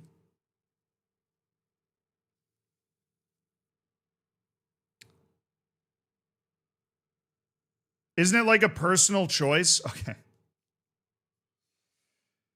He's not from China or India or Indonesia, bro. He's from Chile. Dual nationality is possible. He's not giving up his Chilean citizenship. He's just adding Spanish citizenship. I would totally understand if it was from a country, but like, there is literally no reason not like he wouldn't he if he wants to play in the team, which he wants to do, he has to get it. He's Argentinian. Sorry, he's not Chilean. My bad. Other side of the mountains. Just asking. I mean, it's fair. Yeah, but it like for some people, it would be a choice if you're from one of those countries where you can only have that passport. But like the South American to Spanish pipeline, I mean, how many South American players play in Spain and they all have the dual nationality because they've been there for more than 2 years, you know? No, we have not seen a player gain nationality yet. We just know that there's the 2-year rule, but we have not actually seen it happen yet. So we do not know, like if I'm being completely honest, we do not know if it is possible in Football Manager for that to happen. Or if FM26 is just broken to a point where they make it not possible for it to happen. I guess, we'll find that out. It's part of the process here. Be the one. Michael Clarkson, a 19-year-old at Manchester City from the English youth national teams. Look at that touch. Yeah, I'm not interested though. Mohammed Ghafour. Okay, Jack Wilson. He's a good player. Good player. Tyrick Mitchell.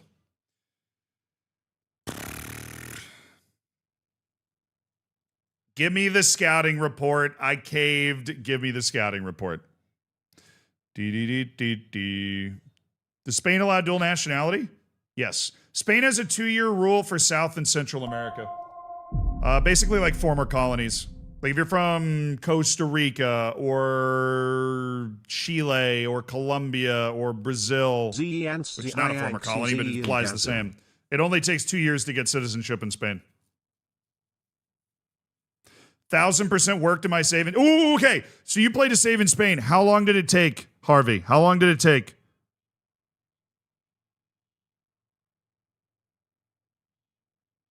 Someone on the forum said they have to have connection to new country. No, it's literally specifically South America and Central America and Spain. Most countries, you're somewhere between 4 and 10 years. But the nationality trick for South Americans to Spain is 2. Literally on 2 years exact.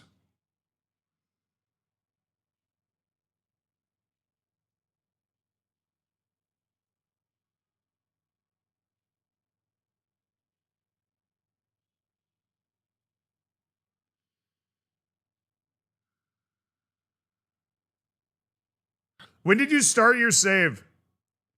When did you start your save?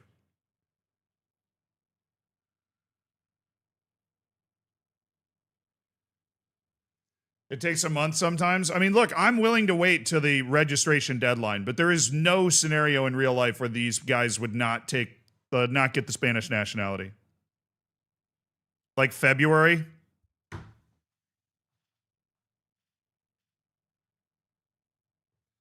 I started this save way earlier.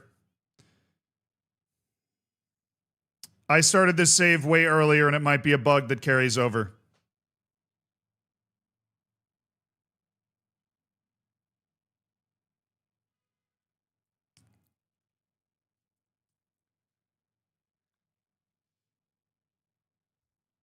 It's not a bug? All right. We'll wait then. We'll wait. But if we get to the transfer deadline day, we have to loan him out. If that's the way we're going to play it.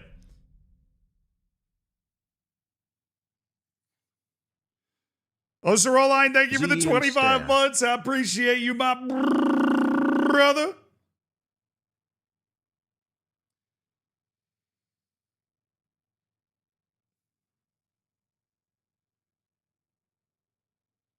It's not immersion breaking at all to use the editor. It clearly should have already happened. I mean, some people are saying it takes a couple months. I don't know how long the paperwork takes in real life. I'll be honest. I don't know. I have no idea how long the paperwork takes in real life. I don't want to play the game in a way where I'm not playing the game. Right? Ross Morris. 16-year-old Scottish wonder kid. Andreas Dahl. Not a lot to get excited about with old Andreas Dahl. Jamal Emanuel.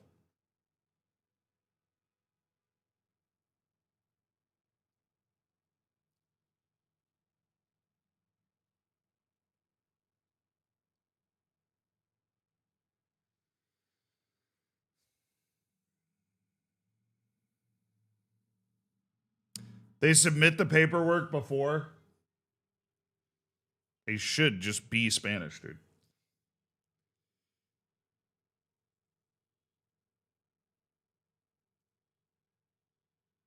We've paid our dues. They've been here for 2 years. Particularly Aguirre factors it. Like, Aguirre looks like he's going to be a very regular player in the first team. And I would really hate for him to miss out on those 6 months.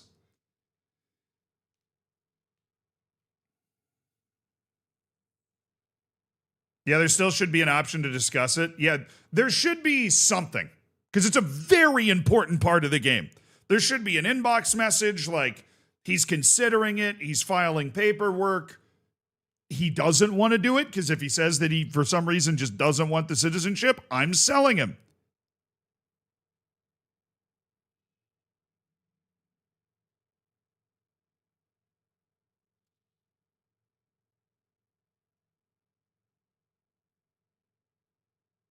Hey, Parzival, welcome back, man. Good to see you.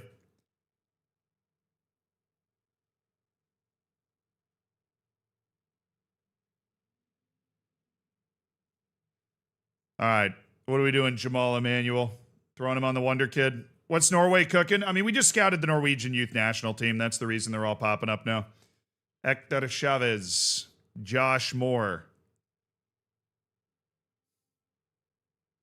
Just not a guy I really see us ever being able to go after. This dude's 23 years old, and they're trying to pretend like he's 17 or something. This dude's also 21. Like, oh, look at that potential, man. It's crazy. The real question is, what is Iran cooking? Because, I mean, They've had so many good young players come out in this save. You want to know a weird country that only allows one nationality? The Netherlands. I learned this recently. I would have thought the Netherlands was one of those countries that's like super cool with dual nationalities. You cannot have Dutch nationality and another nationality.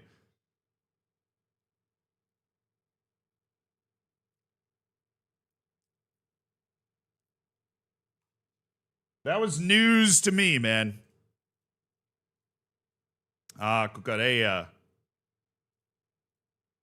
Michel Paparazzi, Robert Kovacic, Nikola Stosic, Lucas Nagy. Ooh, he's very technical. I like him. We're keep an eye. Peter Schlama. Pablo Torra. Oh, this guy's the truth. Incredibly physically impressive left back who needs to work on the rest of his game. Yep, he's like Miguel Rubio. Thomas Marstuk. Kid's 15. It's a 15-year-old goalkeeper. Now, he looks like really good, but... Zaivaro Havikote. Oh my goodness. There's so many 20 jumping reach guys.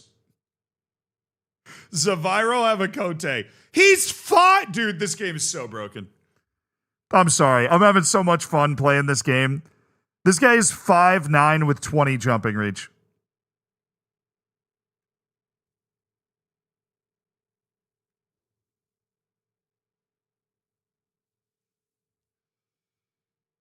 This guy's ability to, this guy is like an NBA dunk contest champion level, elevation level. This dude's doing 360 between the legs dunks at 5'9". Nate Robinson in your face. Just 20 jumping reach at 17 years old at 5'9". Dude's got spring-loaded rocket thrusters attached to his legs. He's on my Wonder Kid list. We'll keep an eye on him. That is insane. That's crazy. This guy doesn't have the tackling. Does not have the tackling to be a decent guy at what he's trying to do. And then meanwhile, we got this 6'1" guy who's got 8 aerial reach. I mean, give me a break, man. John Behrens.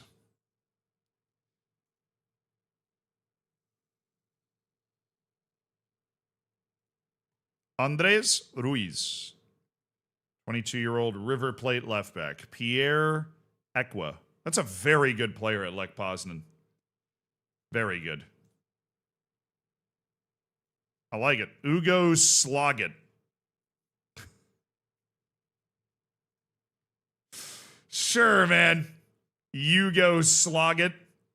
You got it, man. Great name. Matteo Torrente. Now we got a really good young Italian. One leadership.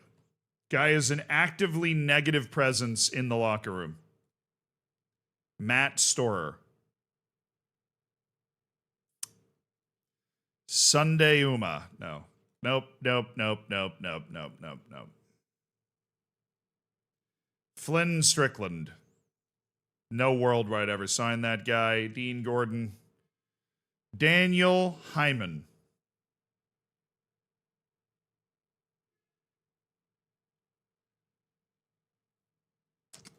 It's actually a really, really good asking price and everything on that guy. We'll keep, we find these like 15-year-old potential wonder kids. It's so early in their career and they're never going to move at the age of 15.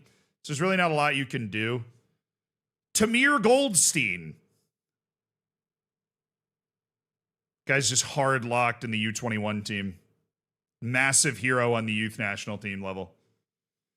But we're not seeing any development out of him, so there's really not a lot going on. Maxi Araujo. Into contract, right? Boom. Pietro de Pellegrin. Pellegrin took! You are on the Kenai team. Dragan Tadic.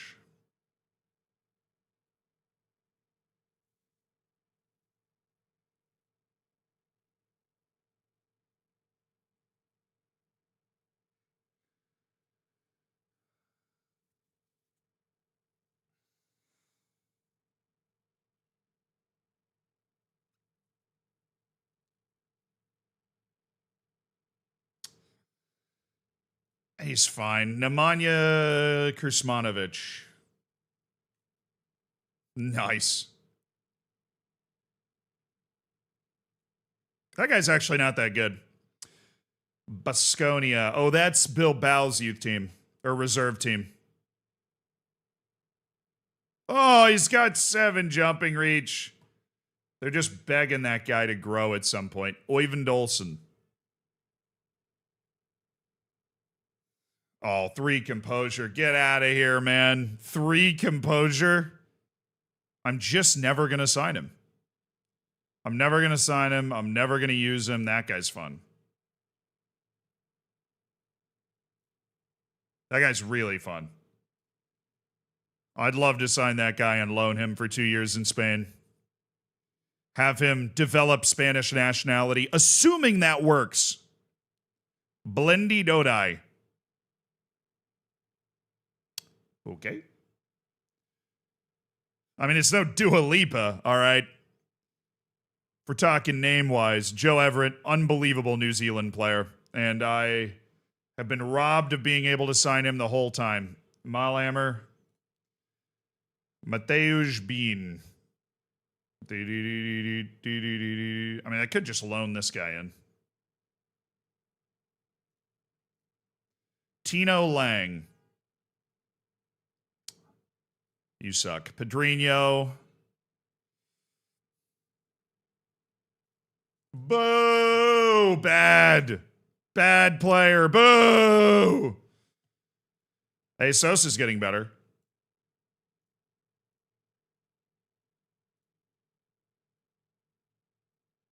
We really do need to assess our B team and figure out who maybe we want to move on and who we want to hang on to. That's going to be a question that we're going to have to answer at some point. Boubacar Diatre. Who's given the loan? Manjadaro? Majidahonda? I was close enough. Rayo Majidahonda. They're trying to give him that right wing play, important player, 3rd division. I think that's a great deal. So we're definitely going to take that. I want to play the first game and then we'll do that. I knew I wasn't going to sign all these guys. I knew it. No offers for Para. Okay.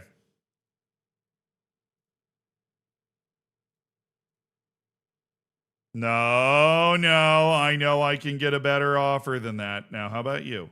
You're a useless agent. You suck. You're no good. 3.2 million. Somebody's buying Christian Para for actual money. All right, Moritz Staten.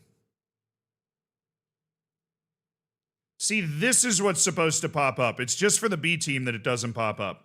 Rui Carvalho is being pushed out by Connor Cody as the new B team assistant coach. Diogo Pavia has turned down our offer. Moritz Staten is joining us as a scout. Yes. Marko Vacic is joining us as a scout. Yes. Oktay Yilmaz is not joining as a recruitment analyst or a whatever analyst I was trying to sign him as. U19 coach Jaildo and scout Emiliano Gallo. All right, we're waiting for all of the staff people to come in, and then we're going to have to do like a second wave. Goodbye, Rui Carvalho, and hello, Connor freaking Cody, baby.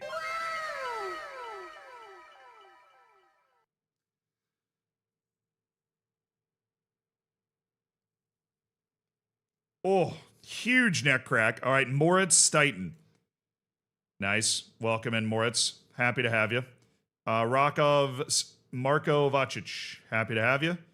Jaildo. Happy to have you. And Emiliano Gallo, you already speak Spanish? Brilliant. No!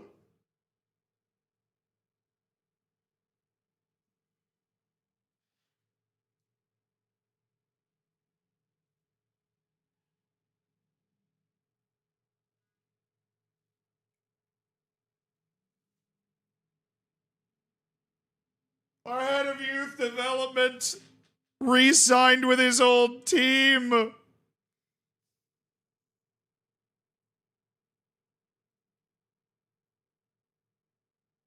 He re-signed with his old team. Pedro Gonçalves is out. David Woodfine is in. Oh. All right, chat. Goodbye to a legend. One of the best chat named staff members we've ever had. Ronaldo McDonaldinho is departing as our general manager, our director of football. He had a great tenure. Goodbye to Ronaldo McDonaldinho. Hello to Levi Klee, who comes in as our new general manager, one of the head guys at the club, Levi Klee. The guy has elite ball knowledge. Elite ball knowledge.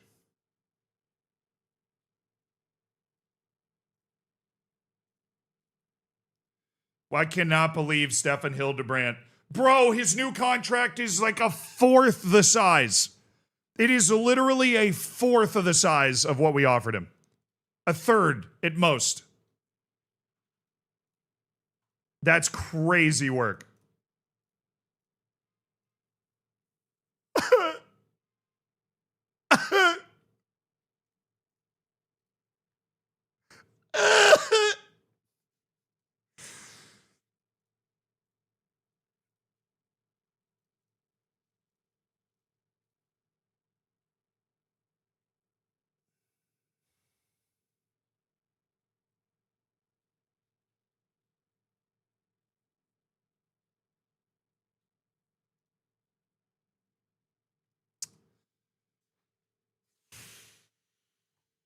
I do have the B team filter on, bro. You're right.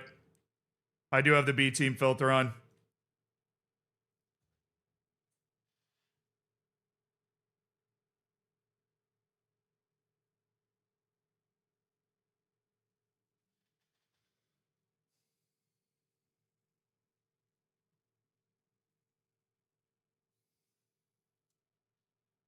There's nobody with elite and oh my god.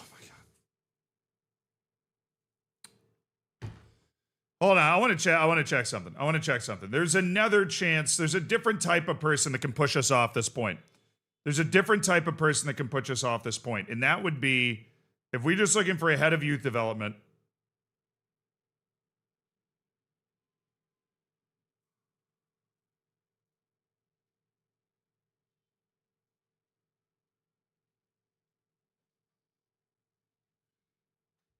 He's not that much like better. Now, there's Jay Probitz, but he's freaking temperamental anyways. Sander Hollander. What I want is to, I'm going to customize. I can't customize? Oh, I can. Hold on. Insert column. General. Personality. Bro, I forgot there's no lateral scroll. It's one of like the bugs in the game. You literally can't laterally scroll on this table.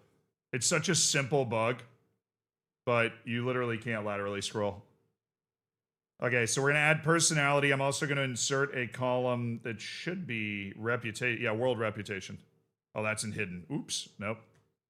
Hidden's the in-game editor section. We don't want there.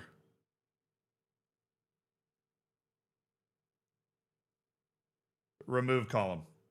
All right, we fit everything. These are the highest reputation people. Jorg Helligers. Reputation matters a lot in the ability to attract people. He's got an attacking midfield role, but the defensive midfield roles are nice in his formation. What about Cyril Pearson? Oh, he's got a 5 at the back. Casual personality, man. Spirited. Walk with me. I didn't know wingers formation. So many different requirements.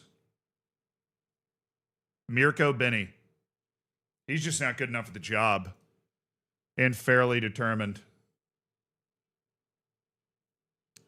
These guys are all solid. What about Nikki Spafford? Elite working with youngsters. Mercenary personality. I don't love that, Nikki. Peter Nemeth. Fickle. I mean, I can see it. Why am I clicking on it to look? I literally created a view where I could see it and I didn't have to click. We got Resolute down here. Fleetwood's Mike Rigg.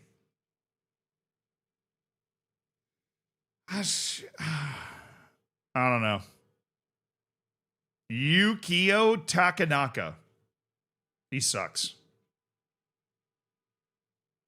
Magdalena Eriksson.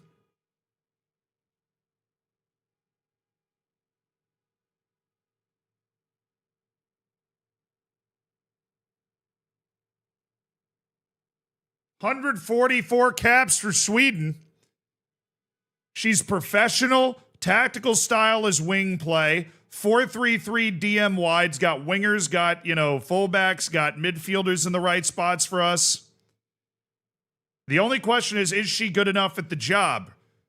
Elite adaptability and determination. She'll hit the stride right away, and that elite determination is great.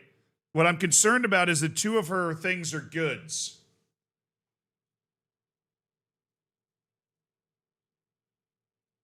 Hold on. Where's our boy? Ollie. It's so close, but Ollie's better. Because he's got the triple very goods. It's so close, but professional is better than driven. It is better than driven. Driven's just crazy high determination. And his is route one. Her tactical style's wing play, which is closer to what we like. His reputation is ass also. The Ollie's issue is literally nobody knows who this guy is.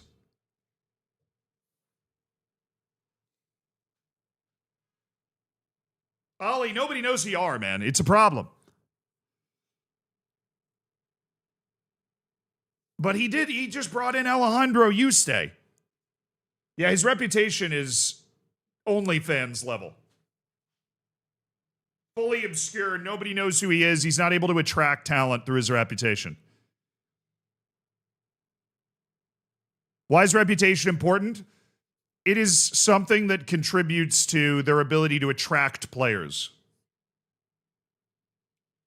Like if you have, Thierry Henry as your head of youth development, there's a lot more kids that are going to want to come play for him.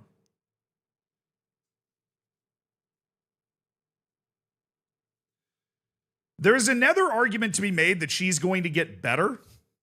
This is something that somebody was pointing out as well. Magdalena Eriksson only has a Continental B license right now. She's currently studying for her Continental A. When she gets her A, she'll then study for her Continental Pro over the next year. And her ability to do stuff is going to get better.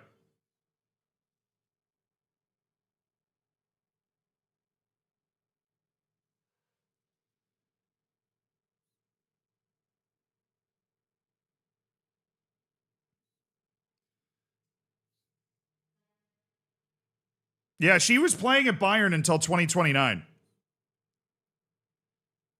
You could hire her for the youth or B team first. No, I mean, she just wants to be ahead of youth development. And that's the only position that she would take on our team, I'm sure. Because of her reputation. And her mentality stuff is great. I mean, she has elite determination. I'm talking myself into it. She's regional? No, it's not barely better. Look at the circle. Her circle's half full. She has... So there's 10 little pieces of that pie. She has 5 of the 10. Ollie has 2 of the 10.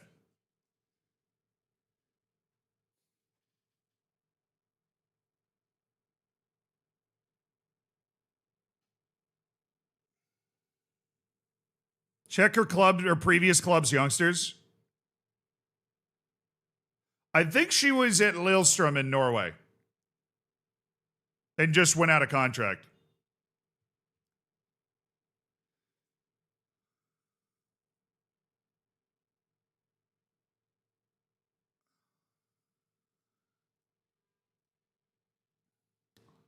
Actually, shouldn't there be like this is the Wonder Kid on this team screen? Where is that screen? Do we not even have that screen anymore?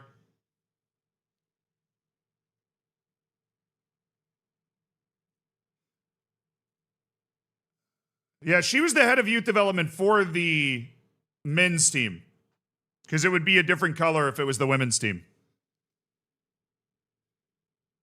I mean, she was a huge big time player on the women's game. First time in the Twitch stream, am I welcome? Hey, what's up, dude? No. Sorry. If you haven't been here for 6 years, Redfern, it's just not. Of course. Of course. Welcome to this stream, dude. Plus, she didn't have the scouting reach Ollie has. She's not as close to. Okay.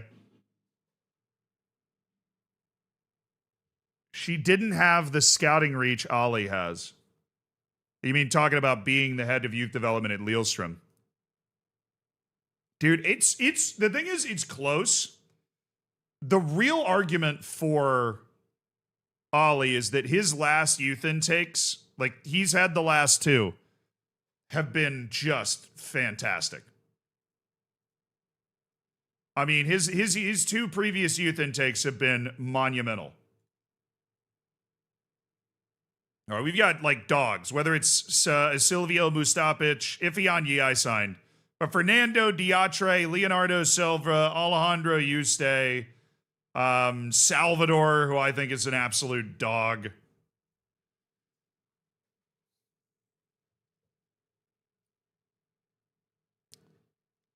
But we're going to learn from our experience here.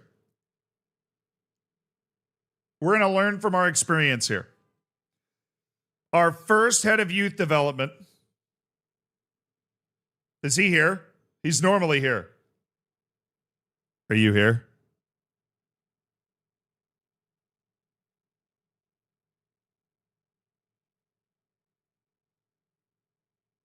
He always is here. There he is. Your Conscience. Your Conscience was our first head of sports, or her first head of youth development. Cooked. Brought in Miguel, and others. Miguel Rubio, of course.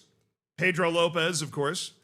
Those guys are product of Your Conscience. And even though we brought in those great players, we still sought to improve our team. And when we improved our team, we brought in a head of youth development that was able to get Alejandro Yuste, that was able to bring in a team that's just outstanding. You brought in Otero? I guess that would have been like your last year. So I think letting Ollie go and bringing this girl in probably helps. Like long term, Magdalena Eriksson could be. Let's not lose sight of something. Her mentality is professional.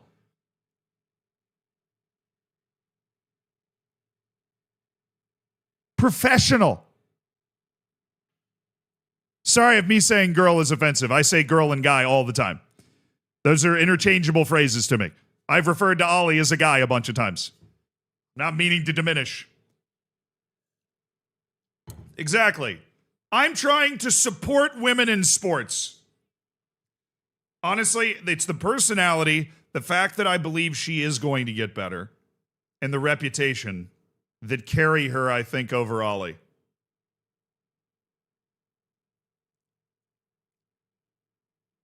I think we do it. Head of Youth Development, Magdalena Eriksson. Welcome to Football Manager. Nice. First time I'm ever signing like a really famous women's player on my men's staff. I think the upside is great there. We're signing her. You watch her say no, bro. That would be so funny. After all that, she just says no. All right. I gotta go pee. I'll be right back. We got our first match in 2 days. Bro, we're failing to sign a lot of guys. Whatever. I'll be back in a second. Be nice to each other. It'll only be a moment.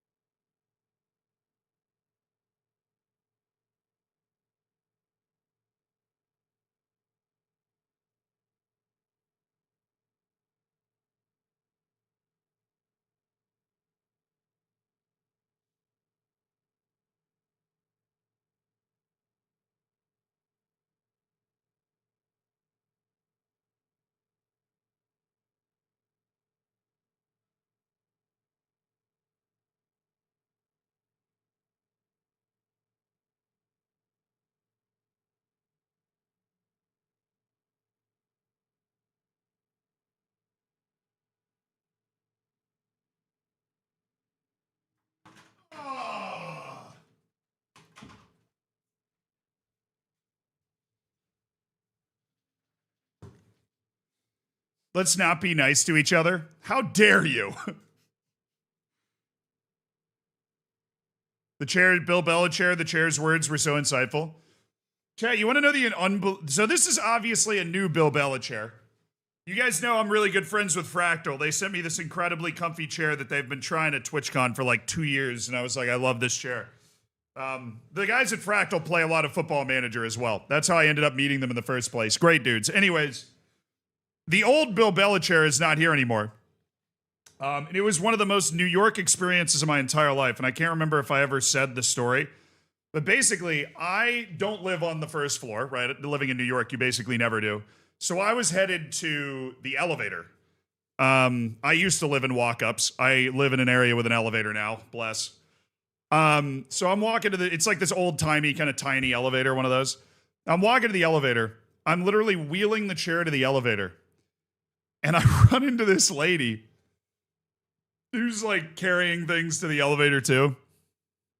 And I'm like, no entrance whatsoever.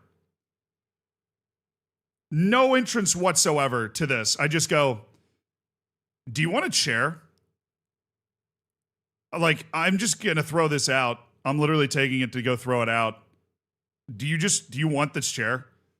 And she goes, wow, I was actually going to the store to buy a chair tomorrow. I'll absolutely take the chair. And just sets the stuff down and takes the chair. And I'm like, yeah, here you go. And she just, just takes the chair. I was like, all right, that works. So the old Bill Bella chair is somewhere down the hall. Yeah, it was the most New York thing ever, dude.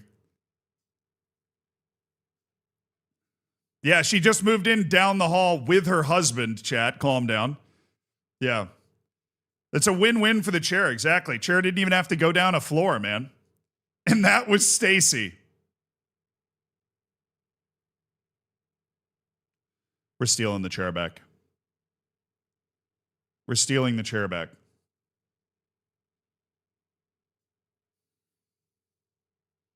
Now, nobody in my building knows what I do. Bro, we didn't successfully sign anybody. They all just re-signed with their teams, man. This is so depressing. That's not true. We are successfully re-signing a lot of guys. Yeah, I expected that to happen. Okay, Dragutin Stanoyev is being replaced by Nelson Morgado as our new head performance analyst. Goodbye. Richard Gordon is being signed as a scout. The first scout that we were looking to get rid of is Herbaderp? No, not Herbaderp. T Little? No. Pedro Alves? No. Divalox? I think it was definitely Divalox. Divalox is gone. Scout Richard Gordon is in. Stefan Lamprecht is coming in. Alejandro Jimenez is out. Stefan Lamprecht is in. Dude, so many people decided not to sign the contract with me. It's so mean. It's so mean. Ethan Penix re-signed with Blackburn as a coach. All right, Paulo Rangoni. Rangoni is one of the fitness coaches, so we just need to yeet one of our fitness coaches into the sun. Very good, very good, very good, very good. We'll take Propane Burrito. You know what? No. Rapid Dave. No, Propane Burrito's worse. Thank you for your service, Propane Burrito. You have now been fired for Paulo Rangoni. Thank you for your service. Dude, with so many guys we didn't sign. It's crazy. Like 40% of the guys we offered just have not signed. Joris Dirks. At least we got him. That's good. Tamaz Amaral has stayed with his team, and then Emil Borscher's out for Marco Cesarini. Marco C-section here. Coming on in. Thank you very much. Okay, intensive language courses all around. We are worth a lot of money now. And make sure everybody has the ability to speak Spanish. We didn't sign Arzamendia either. I didn't expect us to be able to beat Inter for his signature, but we didn't. Food poisoning for Avande. Rojas has picked up a strained pec. What are you lifting like that for, man? A strained pec?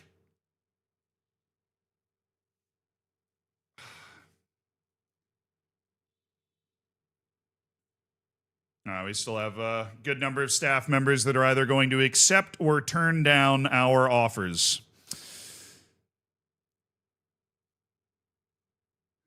I just found a model citizen with slightly worse attributes and obscure reputation. Ooh, is ahead of youth development? Oh, that's tough. Because, I mean, look, model citizen, you are not going to beat that. It's the best rep. You're going to be applying the best mentality possible to your youth intake players. It doesn't mean all of your youth intake players. Oh, did they build a new stadium?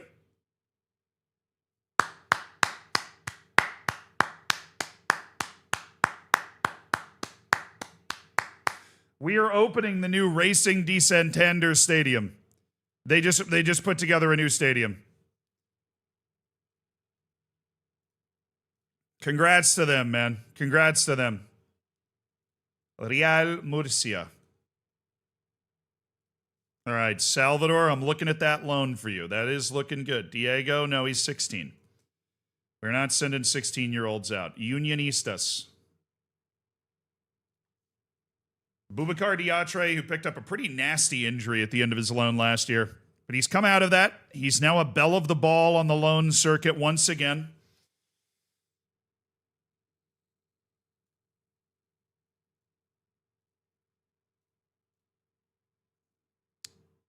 Allergos Pinatitis has signed his new deal. Homegrown update. Great. Yay. Pong Fing's going to be homegrown. I mean, he's always going to be foreign, though, so Pong Fing's never going to be a fixture of the first team.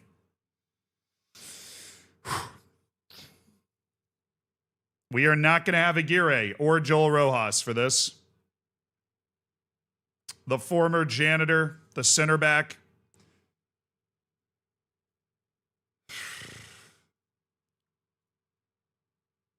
All right, we got Shiryu Yamamoto as our head of sports science in the B team.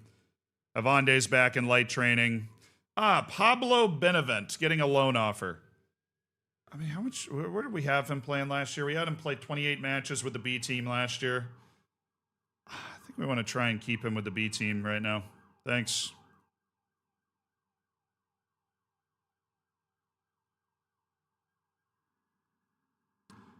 Oh, Abbas Baji, yeah. Probably time for us to go ahead and cancel that assignment and realize that we're never going to have Abbas Baji. Okay. Match day.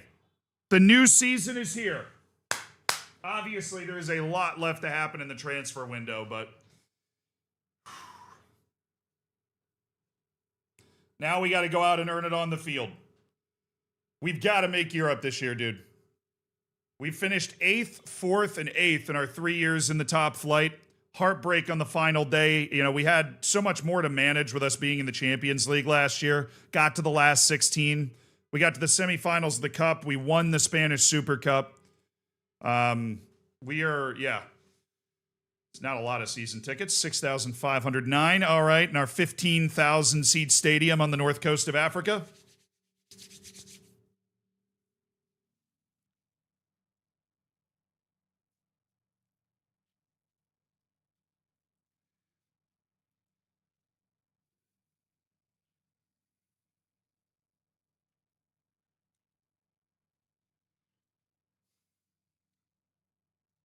All right, yeah, Aguirre is unavailable. Avande is still recovering from his food poisoning.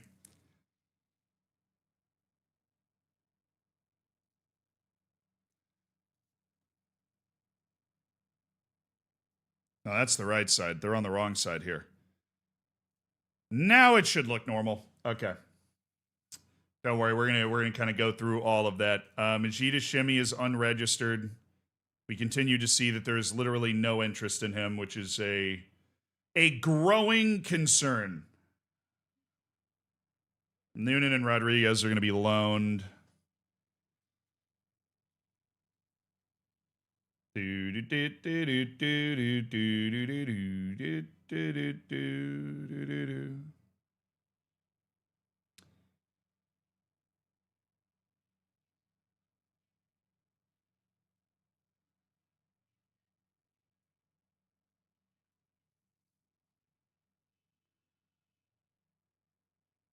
Corrado's out for 3 more days, failed his fitness test, so he's not available for the opening day. We don't get to take him for a test drive. So we have Ruben Sosa is our goalkeeper. The Uruguayan is now the number 1 at the club. Otero Ivande, he's coming back from food poisoning, so I really don't think this is much of a problem. He just needs to toughen up. Just for steadiness on the opening day, I'm going to have the longtime starter Madhu Murcia take the opening day reps. And then Surai and Jahangiri. That gives us Jahangiri stepping into the middle. With Raul, Surai, Cañete, and Bengani Van Rooyen, 2 inside-footed outside guys, which is good, which is fun. Our plan is to have Aguirre be Spanish by the time we get to the end of this window, but it's been over a month of him being eligible for Spanish nationality, and he still hasn't claimed it. Obviously, Rojas hasn't claimed it either, which is a problem. Lira is going to be loaned out, I believe. That is our plan, so I'm just going to hit that now. We need to go through our team and reset our transfer expectations because there's been a lot of moving and shaking, loans and stuff flying around. Rodrigo Lira needs a loan in Spain. I'm sure someone's looking for a goalkeeper. Yeah, we tried to sell Noonan briefly. We searched it, but we have multiple years left on his contract, so we're not forced to take whatever price we can get for him right now. And Grieven Rodriguez, we're just waiting for him to recover from his injury so we can loan him.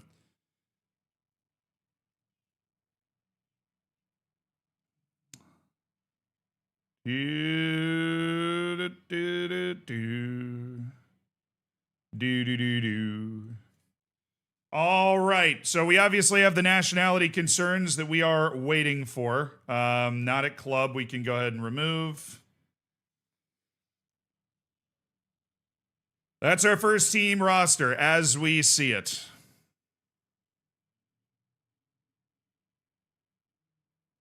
I'm going to adjust this a little bit. Rubio's going to come down this way, and then have him switch with Fjärtoft, who's going to be an option in the midfield as well. We want to use Fjärtoft as like a kind of all-around guy now, right? Because we have Van Rooyen and Cañete, who we really like. And while Cañete is still learning how to play the other fullback position, we're going to do double kind of cutting in fullbacks, which is going to be interesting. We've never really done that before. We're going to start Yanez, Mbambo, Yuri, or Abanik. No, we'll set up fantasy at the end of the transfer window, which probably we might hit that today. I don't know. Anyways, chat. It's time for a new season. It's time for a new season of Melilla Ball. We are going to, for the first time ever, attempt to conquer Spain. Sunai! Yes! Real Madrid. Oh! Barcelona. Machine Ashemi! UD Melilla. What a play! Of Morocco. The Red Rocket! Of Spain. For glory! Fit boy, have it. No. Whoa! Goal for UD Melilla at Tingus Pingus Park. I mean, we look terrible. We're not even paying attention. Oh! Pargueña, so you're looking at a freaking butterfly, man? Turn around.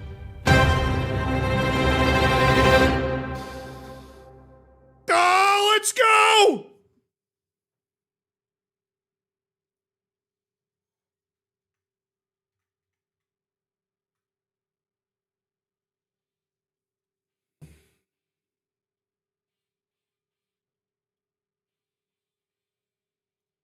Let's go, baby.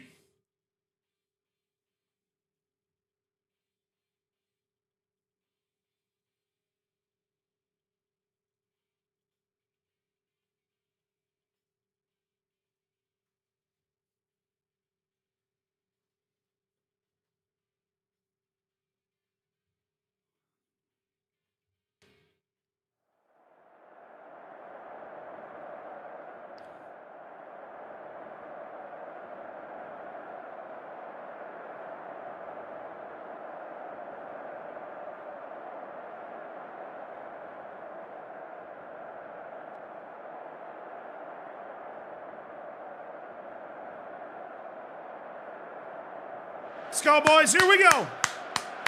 Big start to the season. I don't care. I don't care that they're opening their new stadium. This is our stadium. We've got a chance to be the first team to ever win in this stadium, and I fully expect us to take it. Fully!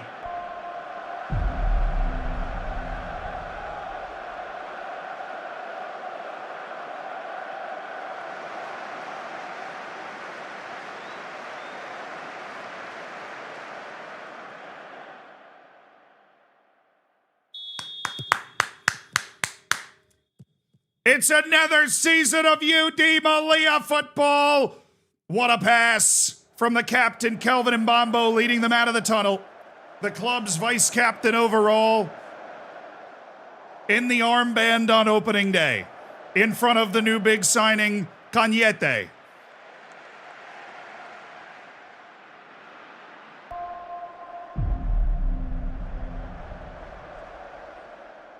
Greg, thank you for the 33 months, my dude. Rainstorm, congrats on the 3 years. That bing bong, hell yeah. Great UAE, thank you for the 11 months. Looking forward to that 1 year next month. That golden bacon, it's in your future.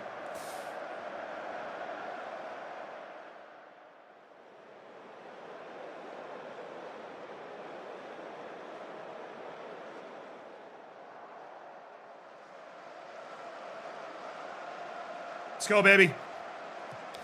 Otero, Madu Murcia, Mbambo, Jahangiri.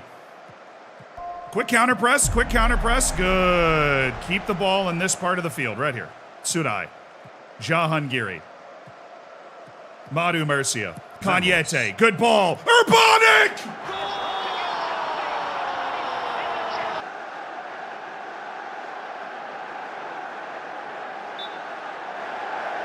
He looked off.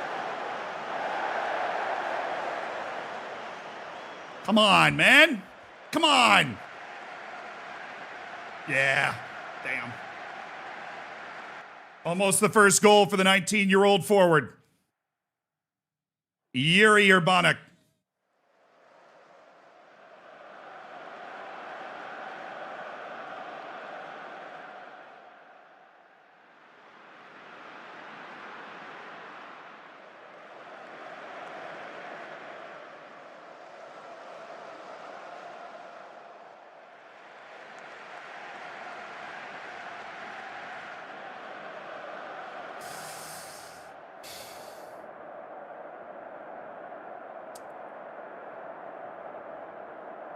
Dig in. Time to dig in, boys. We're no longer the piddly little underdog. We are projected to finish 11th in the league now. All right? We are no longer the piddly little underdog that needs to pretend that, every game we're just happy to be there. We just spent $75 million on a player.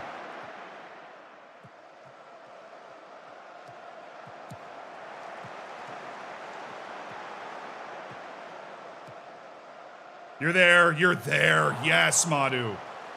Great. Okay, Sosa, a little nervy.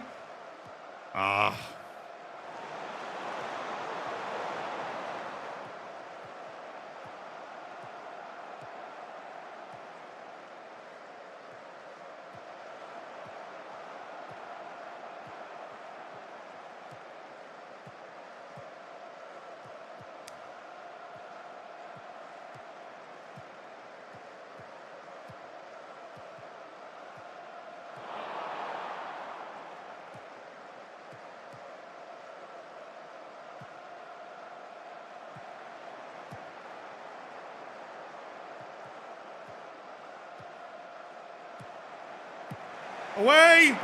Let's go. Go. Get out of his way. What are we doing, Jahangiri? All right. Bongani Van Rooyen. Bongani. Yanez!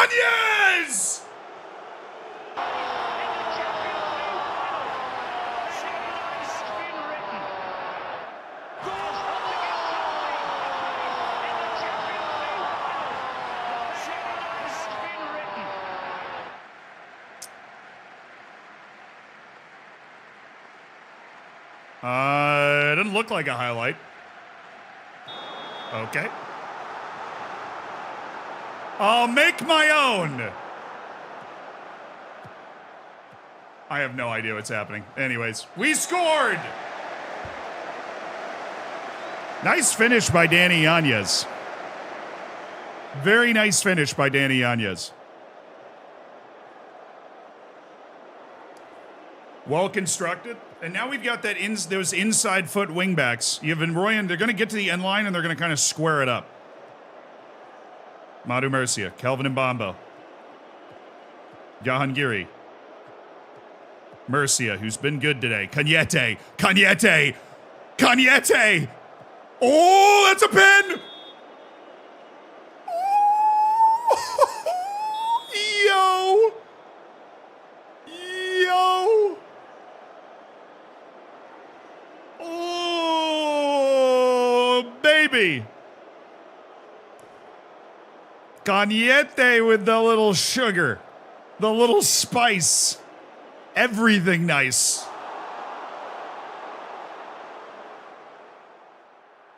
Kelvin Mbambo in the captain's armband.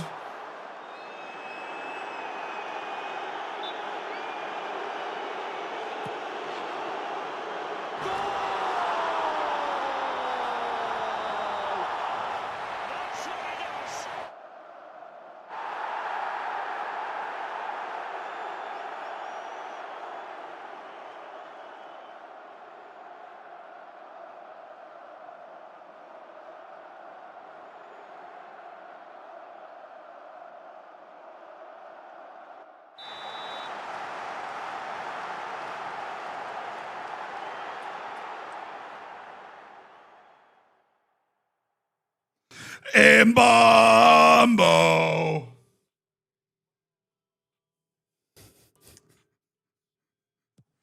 Oh, there we go. A little 2-0. We got Cañete involved. He's making plays. Kelvin Mbambo's on the score sheet. Get his confidence going early this season. Nice play, Bungani. On the road while they're opening their new stadium. This is what we want right here. Oh, Mbambo and Urbanic couldn't hook up. Urbanic kind of just disappeared in there. Oh, what are we doing? Sarai totally whiffed that.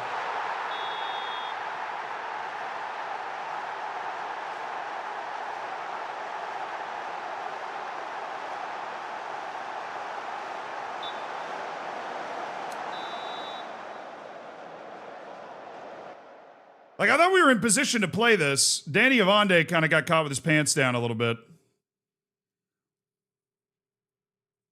And then, like, Sarai looked like he had it, and then he got called off by Murcia or something. I don't know what was going on there. It looked like Sarai was going to be able to get there to at least stop the mad rush towards the goal.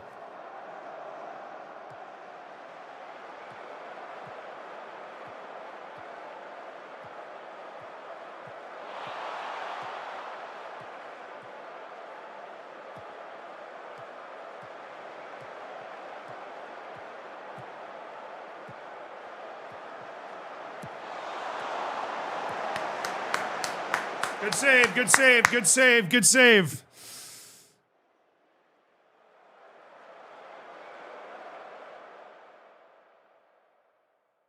Sub! Lopez, go get Mbambo. He's very tired. Avande was only cleared for 75.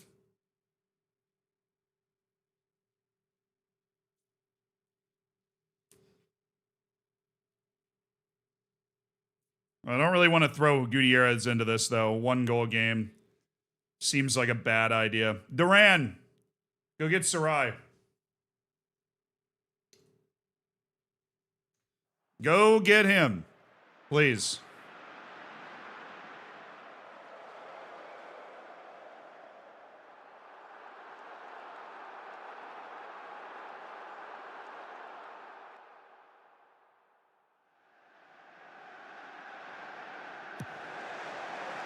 Oh, go.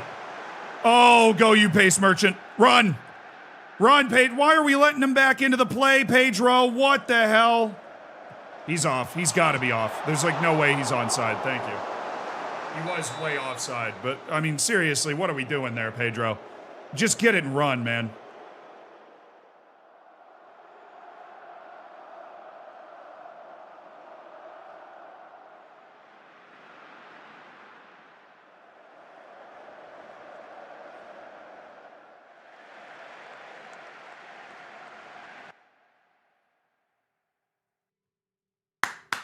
a road win.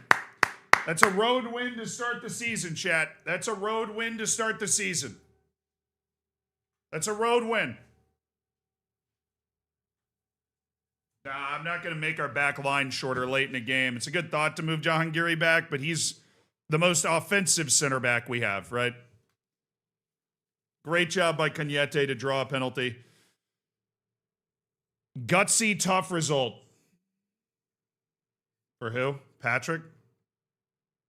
Oh, I have to review these now. Okay. No. He either does something for our B team or he does nothing at all. Okay.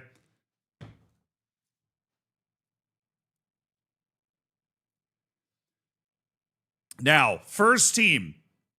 Who are we hanging out with? Rodrigo Lira's getting loaned. Aguirre and Joel Rojas were waiting.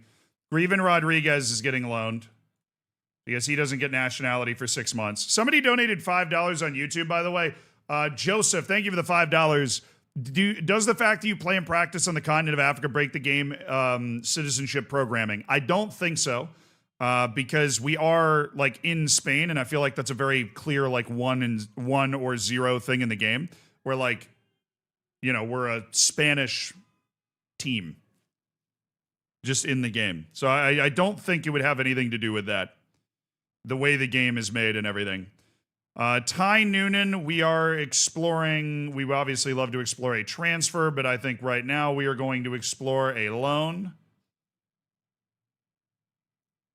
We're going to explore one more transfer.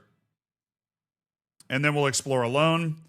Majid Hashemi, we're in a tough spot with him. We're in a tough spot with him. Because we are not able to find a transfer that works. We don't have room in our team for him right now because of the foreign player stuff. He may not react well to being offered out to clubs. Well, that's interesting, considering he's on the transfer list and already unhappy that he feels unwanted at the club. Okay.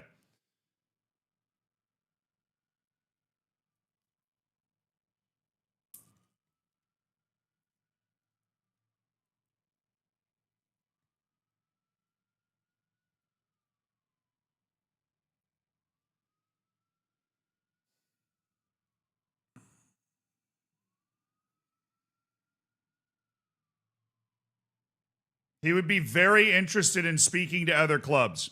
All right, there is a bit of an issue on him where he is a star player. And I doubt we would be able to successfully reduce his expected playing time in our team significantly. And so I think we need to start considering moving Emil Vitboy and then working on a different winger option. I think we need to seriously consider that. Do do do do do do do do do do do do do do do do.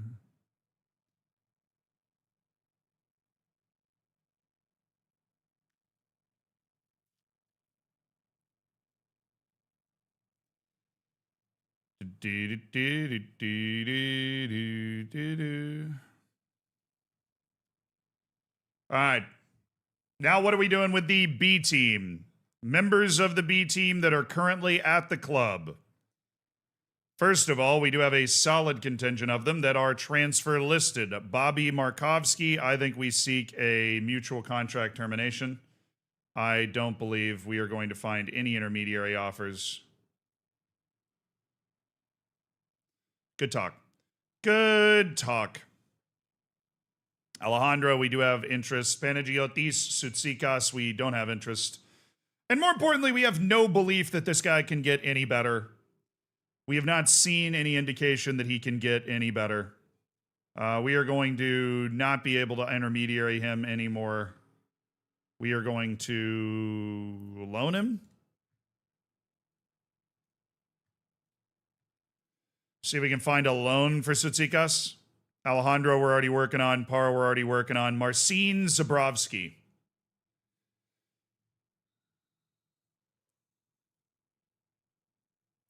Was really hoping we were going to get some transfer action on Marcin Zabrovsky. We are not. and that sucks.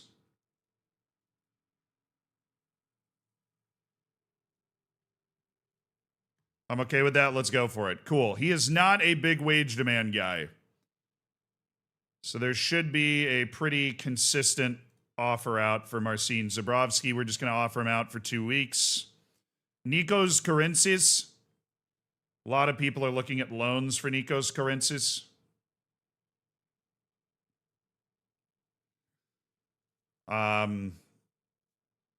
We have an offer out going on with him right now. Okay. Kenneth Gonzalez is on the way out. I think because we have too many foreigners. We have too many foreign players. We have too many people who are under the wage expectation. All these guys. These are youth team players, like youth team youngsters that get promoted to the B team but just aren't good enough. And so they just play until their contract runs out. Just training with the team, like Ulysses Davrit. But okay, nationalities. Panagiotidis has extra nationality. Mika and Zabrovsky and Para all have extra nationality. Para does, yeah.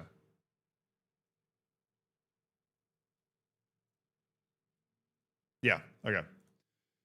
He's Spanish, and we did not sign him from Colombia. He's been Spanish. And I think he became Spanish during this game, which is a good sign. So 1. Francis Abubakar counts as EU. The Greeks count as EU. The Macedonian counts as EU. Giancarlo Farfan is 2. We were working on the goalkeeper. But right now, we actually don't need to loan Kenneth Gonzalez. We only have 2 foreign players. Guys that we would want to get over the 91,000 threshold. This guy. Unai Guerrero. Damn it. We got to sell Unai Guerrero. There is no interest in the player. Well, I'll be the judge of that. I'm not going to give this guy a new contract. B team management, we're nailing it. All right, Guerrero transfer listed. He's on the move. He's ready to go. Everybody else is over the contract threshold, including Bobby Markovsky for some freaking reason. Alejandro, we're desperate to move. Audrey, I think we just want to loan Audrey for 1 more year, get him 3rd division action. So that's totally fine. We'll get that cooking now. Alejandro on the move. Adrian Soto. Be reasonable. Be reasonable, man.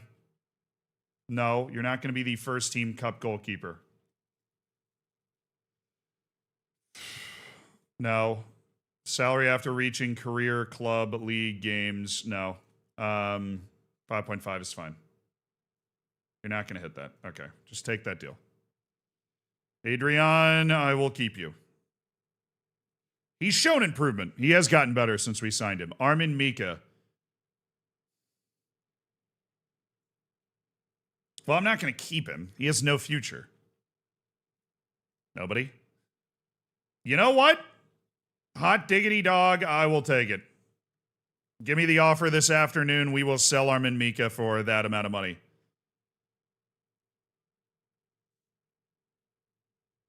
And then these youth guys are just going to be here to help the training. So that means the number of eligible players is basically +1 from here, which is 19 people. So we could use a few more B team guys. A few more. 19's a bit of a small squad to try and go through a B team season. Certainly. But we don't need to move anybody right now. But I think on deadline day, we definitely need to be interested in a couple more B team moves. All right, down to the U19s. The most important thing in the U19s is who's in this group. Ifeanyi Samuel. We can move this guy up to the B team and have him play in the 2nd division and work with our training staff. I think we want to try that. We'll move Ifeanyi up. Boubacar Diatre, I don't think would play as much. Ifeanyi Samuel's got a more specialized position, and I want to keep him close to the first team. Leonardo Silva, we could also try to move him up. Silvio Mustapic, we definitely should move up to the B team. I think there are minutes to be had on the B team this year. And he counts as EU. So Mustapic is going to move up to the B team. Ifeanyi Samuel's going to move up to the B team. Marcos Perez? Oh, absolutely. No He's message, moving up to the B just team. keep it rolling, brother. Marcos Perez is moving up to the B team. And Salvador is looking at a Real Mercy alone. I want to look at my B team and see how many center backs we have. We're getting rid of Armin Mika. We've got Keith Brown and Tobogo and Como and Alejandro Martel, who's not eligible. So there's a lot of minutes available on our B team at the center back position. I think we're going to use that to develop these young players. I think Leonardo Silva and Salvador go up to the B team and play there. These players cannot be moved. Okay, well,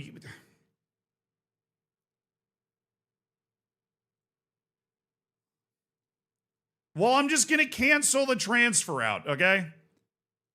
The other guy moving up. Leonardo Silva moving up. There are minutes available on the B team for you to claim. Yep. Yes, sir. All right, Alexi Gallardo stays with the youth teams. Marcos Perez is moving up to the B team. Salvador is moving up.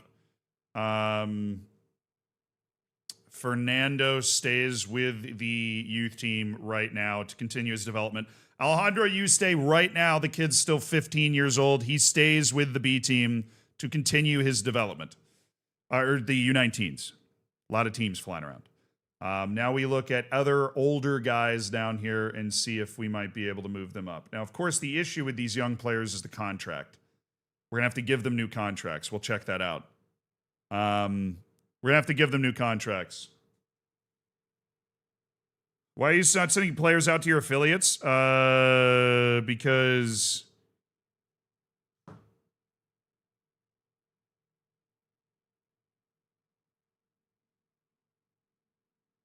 Sorry, I just got a text that I had to think about for a second. So, not sending the players out to the affiliates because they're youth academy affiliates. They're not loan affiliates. Neither of them are even in Spain. They've been signed up to improve our youth academy by feeding players into it.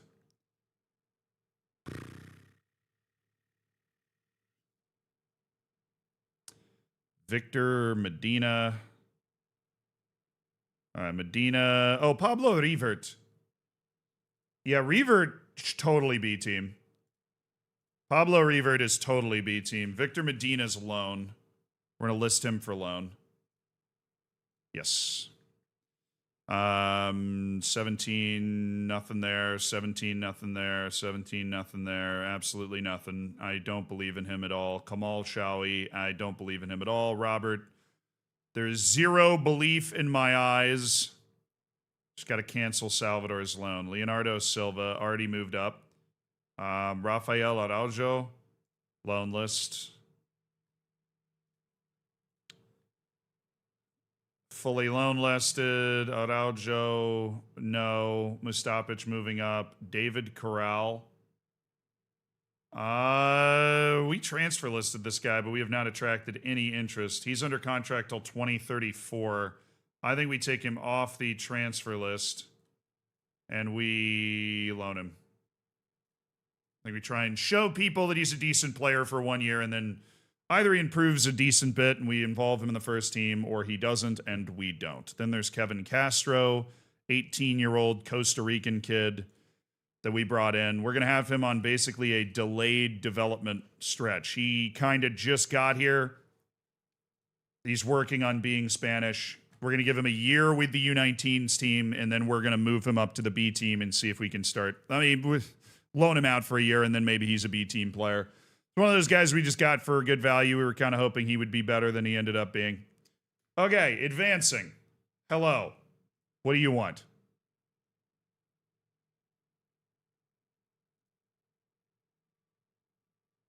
Yeah, we're bringing in an intermediary for Bobby Markovsky. I mean, we're looking at it. I don't think any intermediary wants Bobby Markovsky, but if you're going to write a story about Bobby Markovsky, maybe that gets his name out there, and maybe somebody actually wants to try and sign him or something. Wow, no decent division offers there for Rafael Araujo. All these teams are beyond below the 4th division. David Corral, on the other hand, is there. Diego. Armin Mika from Lexington SC in the USL. He's headed back to North America. That's fine. $30,000. We'll take it. Diego, 16 years old. I don't loan 16-year-olds. David Corral has gotten 7 offers. Yanez has already scored for Real Betis. That looks like it's going to be a banger loan for him. Besiktas want Maxi Araujo. Okay. Corral. Who's there? Portugalete is the team we're really looking at. And they gave him regular starter. Well, regular starter in the third division. You know, that looks like a $1 million transfer to me for David Corral next year. Chat. Having been linked with the Barcelona job, how enticing is the opportunity of working with such abundant resources? I simply couldn't work for such a soulless organization. Soulless organization.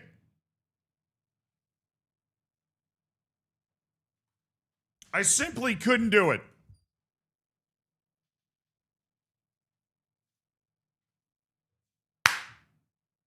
Ridiculous. Road where am I supposed to go? If I remember correctly, U18s are exempt from the salary minimum. I do need to check that then. Chat, a huge moment and a huge salute needed for Ollie W., who's done an absolutely tremendous job as our head of youth development, but is now being replaced.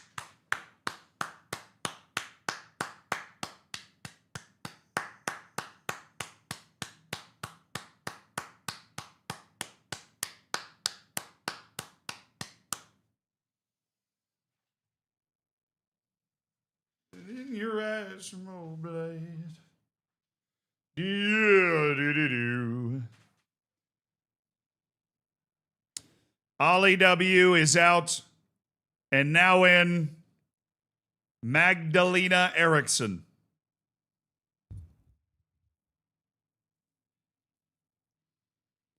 Magdalena Eriksson has signed as our head of youth development. Thank you to Ollie W for his service. Thank you for bringing in some absolutely tremendous players through our youth academy. Magdalena Eriksson, an icon of Chelsea and Bayern Munich, takes over and continues studying for her Continental A license. She is only going to get better, and she's going to turn into an absolute dynamite head of youth development, and we got her in now. Salvador rejected the loan anyways, so Salvador now can be promoted to the B team comfortably. We'll go check to see if there is that, lower back stress fracture. Oof. Woof. There is no treatment options that have been given for me. I don't know why.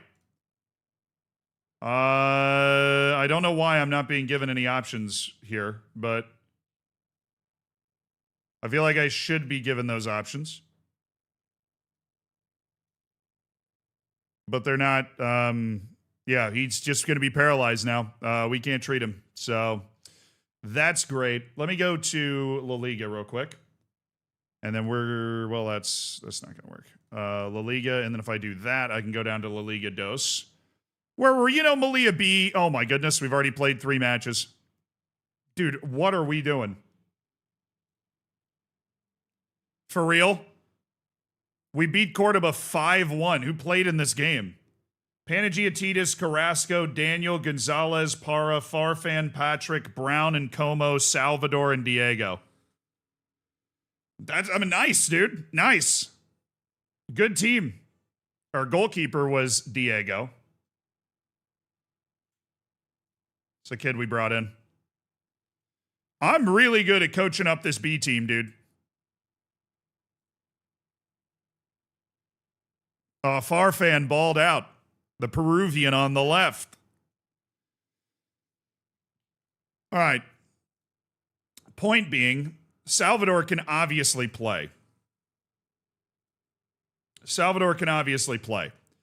there's something in these registration rules. Maximum of 2 non-EU players, 23 outfield players. Got that. I got it.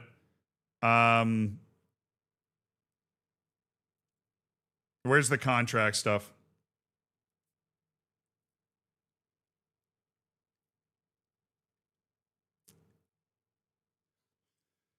Valencia, Bilbao, Barcelona, and Melilla are the 4 teams with a B team in the second division. Incredible statement. Where's the contract requirement? I don't even see the contract requirement thing. Salary rules, full-time players 17 and older.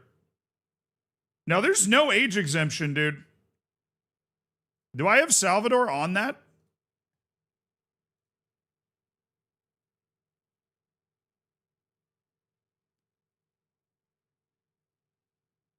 Where's Salvador? I don't.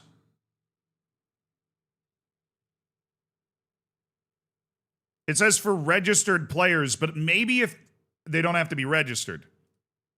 Maybe if they don't have to be registered, that could be the loophole that's letting him play. For registered players, it has to be 90.5. So if they're not registered, then that's the loophole.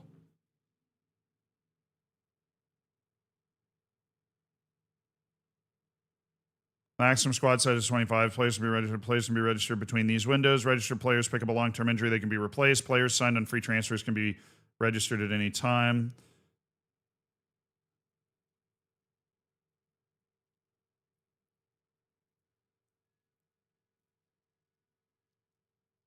U18 EU players don't have to be registered. Look at the match rules. Only players registered for the competition are able to play. That actually contradicts that directly. Only players registered for this competition are eligible.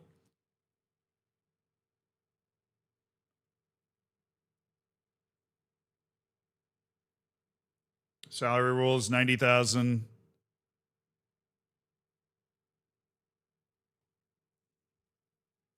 You not go to the registration stuff to look at it? I mean, I don't think so.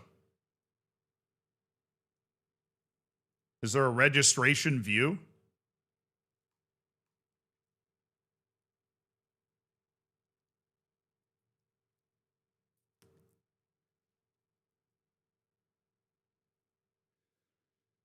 Promises, short fitness and injuries. That's not going to be in there. General, base nation, date of birth, due date.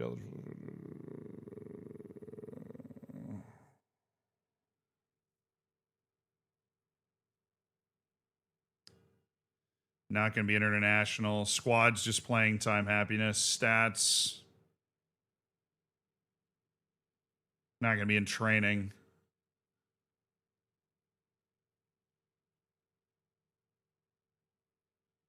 Is it in hidden? No. So if I go to registration, is there like a... No. And that's just looking at the B team for first team registration. Under 19 EU players don't... Okay, so it's just not in the rules. Let me see if it's in the rules for La Liga. Because then that would denote that it's different. Or it could just be an oversight in the rules that they've written down. If it's in the rules for La Liga, then it's an oversight.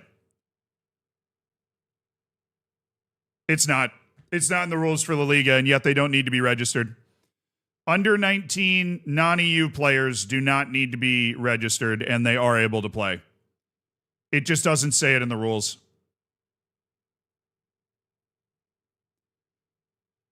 Bespoke! All right. I mean, all right. The B teams, it's showing anybody is not registered? Not really. Okay. When's Parr's contract up? End of this year. We definitely got to explore that transfer. We're good.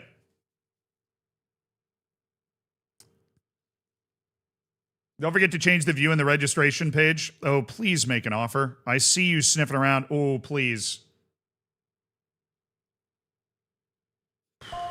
Bro, it says they are believed to be ready to discuss terms in a deal that could go up to $69 million. I mean, there are teams interested in a transfer now. Now that we've made it clear that we are looking to move Hashemi, I think we are going to get towards the end of this deadline day, and we're going to find a window where we sell Hashemi and we can go after somebody big.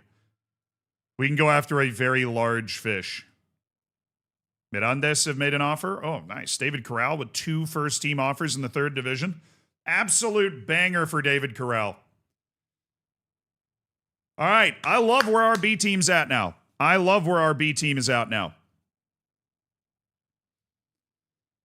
We got talented young players in there. We got, if we moved Kenneth Gonzalez, we could drop Lira down and have him be the goaltender there, but Gerardo resumes full training. Nice. Let's see what kind of loans he gets. Who is Ivan Albuera? Oh, he's a really bad youth player. Okay. Melilla delighted with Barca. You're damn right they are. Who wouldn't be? Kenneth Emmanuel, Black Leopards signs Slamet Hidiat. All right, Lira, La Liga. Boom. Playing time. Playing time. Back up. Not good. All right, Rodrigo Lira. Not a bad transfer offer for Christian Para. Okay. And Greven Rodriguez has received a loan with Kosallispor. That doesn't do anything for us. Patrick's playing regularly for the B team right now, so no. Christian Para. Let's negotiate, all right? You own installments to $675 after league appearances. I don't need a % profit on next sale. I'm okay doing this just upfront value.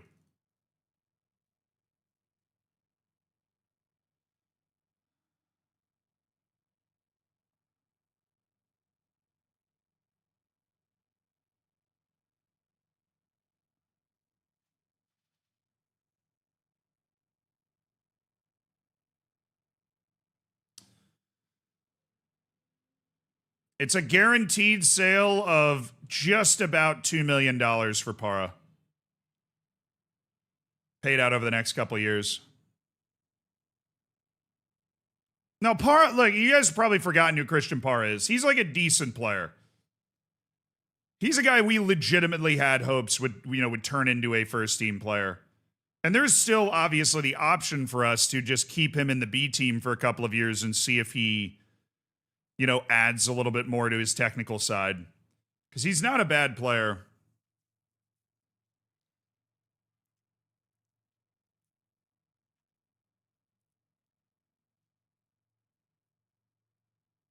The question, we thought we were going to get $5 million when we put him on the transfer list. Now we're looking at almost 2. So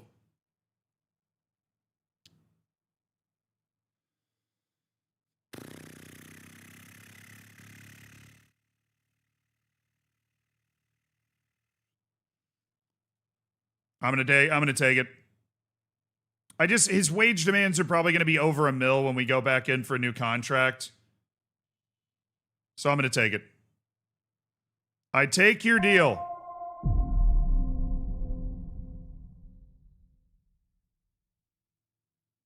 I accept your premise. We will sell him there. The wage is too much. For where we're at right now with the structure of our team, it is too much. All right. Where's Lira? We got a loan offer Lira out, but it's got to be... he's got to be the starting goalkeeper, man. We're not loaning him out to be a backup goalkeeper somewhere else. I'd rather keep him with my freaking team. Noonan, Audrey, and Sutsikas. Okay, we didn't get a loan offer for Audrey. Contract. I'll find you a loan, but you're going to sit at 181.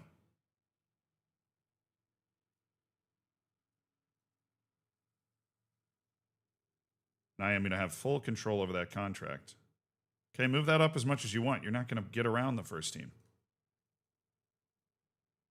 I'm a patient man. Oh, he went up.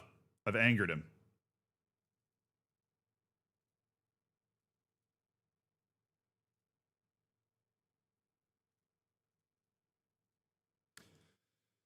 That was a fun negotiation.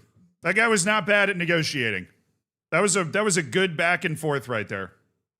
Panagiotis Sutsikas. Nobody wants him on loan either. What is this guy doing? I guess we just keep him on the B team then, dude. I don't know. We'll just keep him on both lists and let him play with the B team.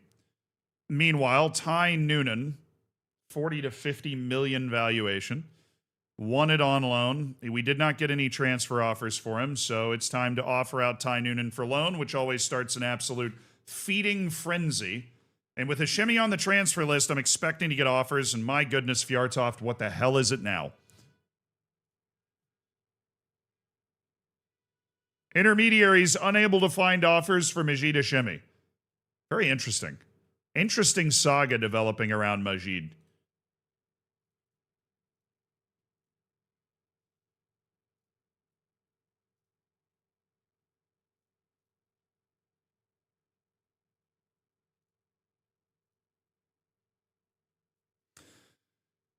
Feels he should be starting more games. Well, that didn't take long, did it?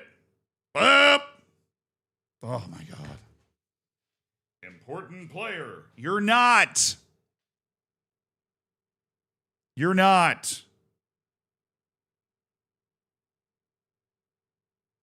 Just exist, man. Just be happy with your existence, all right? You're never happy with your existence. Just be. Just be.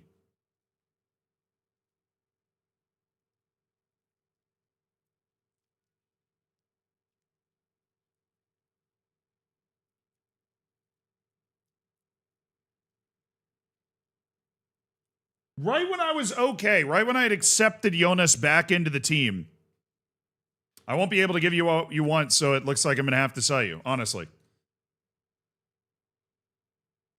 I don't want to leave, I just want to play. All right, good mindset, Fjortoft. That's a good mindset. I respect that. I respect that. You're just going to have to get comfortable with the fact that you're not the dog anymore. Hi from New Zealand. You're up late. You think the U.S. has a shot in the World Cup? Yeah. Like the same shot, friggin' South Korea had in 2002 at the home World Cup where, a home World Cup with the crowd and the momentum, the hosts usually do really well. So hopefully we can, make a run at it. But I wouldn't put us anywhere near the top 10, for being able to actually win. Medrano, he's 16, so no. Caro, no. David Corral. Jesus Montes, no. Ramon Castro. This dude sucks. Who is loaning him?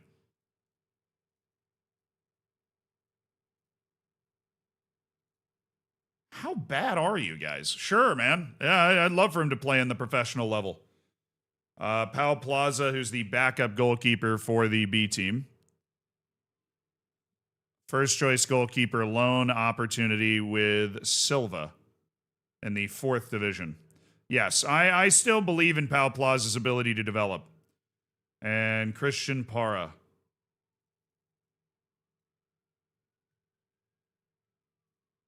Just got $700,000 more in the Christian Para deal.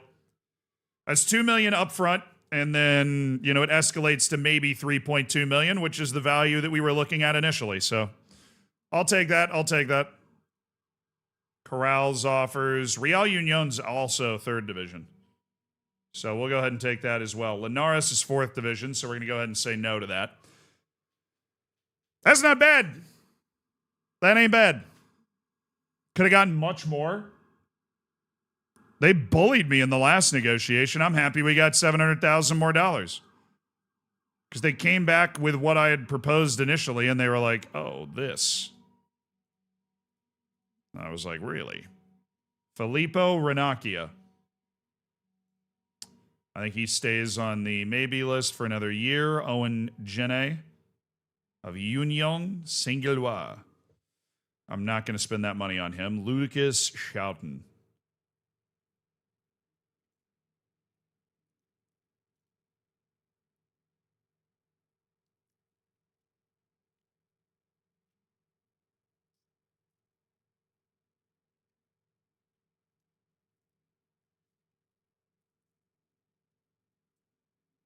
Yeah, none of those guys stay.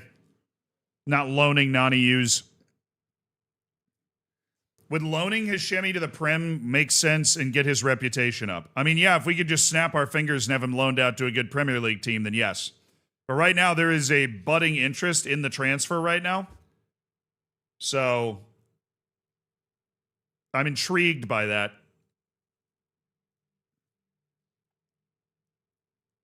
Alexandre Salvat. Our new goalkeeping coach is in. Italiano, thank you for your service. You were a great goalkeeping coach. We thought you were going to stay for a long time. Alexandre Salvat is a better goalkeeping coach. He joins to, and I know this might come as a shock, coach up the goalkeepers. Bless him. All right. Recommend a signing. Send him on the intensive language course. We have a lot of staff recommended signings in this batch of scouting reports we're getting.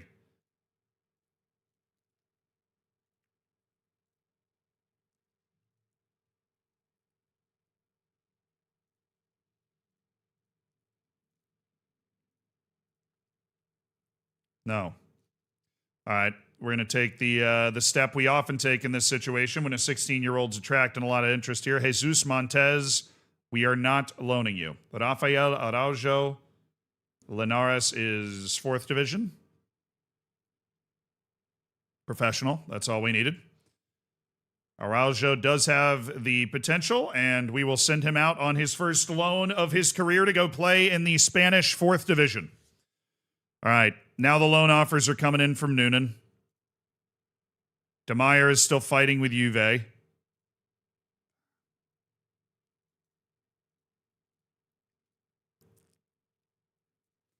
Adrian Soto stays the B-team backup goalkeeper. Okay, where's Noonan going? La Liga with Almeria. Probably his best spot to go, yeah.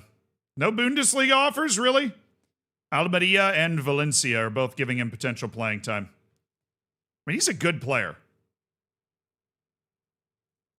But I don't think there was any. There's two, Schalke and Hamburg, two better Zweite Bundesliga teams.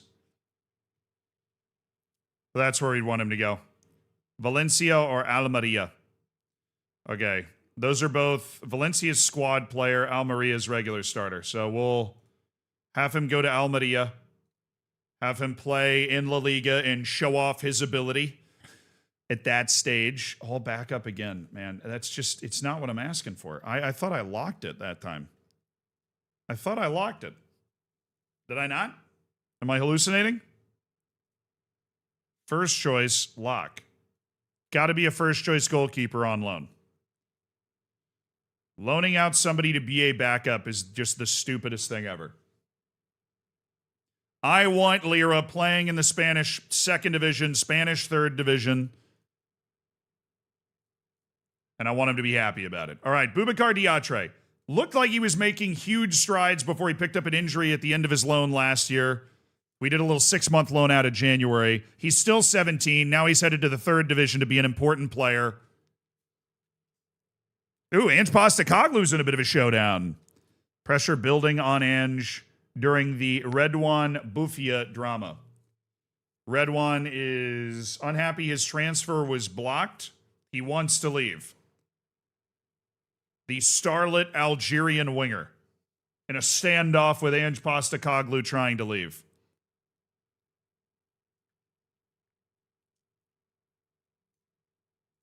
Well, he's on my yes list. There's a reason we are keeping a weather eye. There's a reason we're keeping an eye.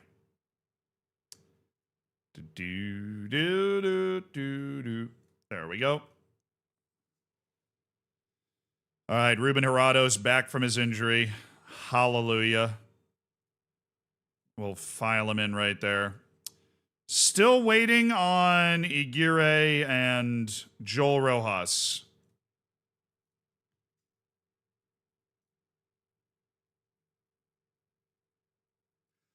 Take the nationality, Facundo. Take it.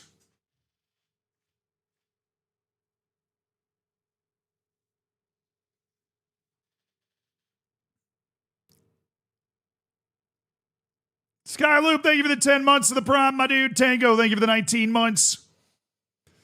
Chief Cardinal with the big 55 said, no message, just keep it rolling, brother. Oh, I'm rolling. Oh, I'm rolling. We're keen on signing Anton Matkovich. I don't even know who Anton Matkovich is. You're the person that's turned him on. I don't know who your source is, but he's an idiot.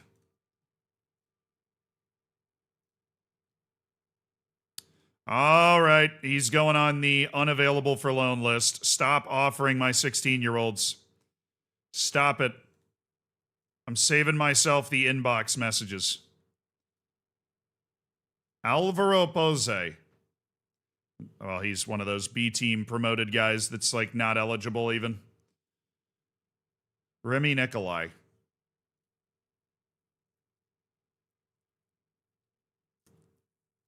Got a lot of flashy numbers, but he's not actually that good. Another match without Aguirre and Rojas available because they have decided they don't want to take a second Spanish nationality.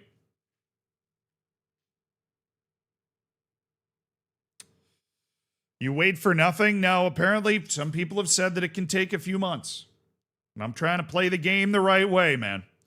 Trying to play the game the right way. All right, Sessa's going to start over Jahangiri.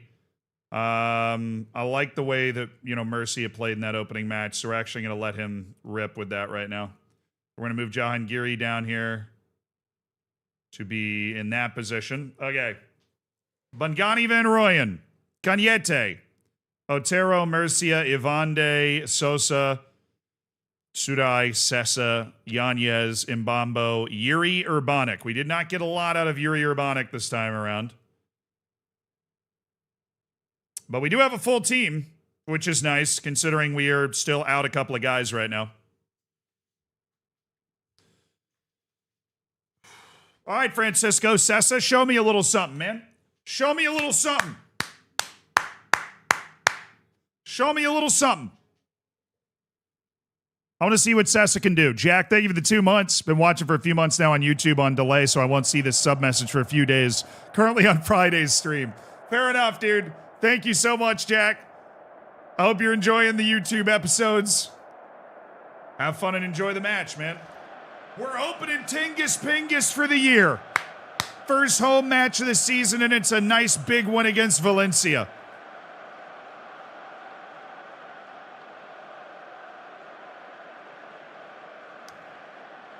A win on the road against Racing de Santander in our opening match of the season. And now we take the field at Tingus Pingus Park for the first time this year.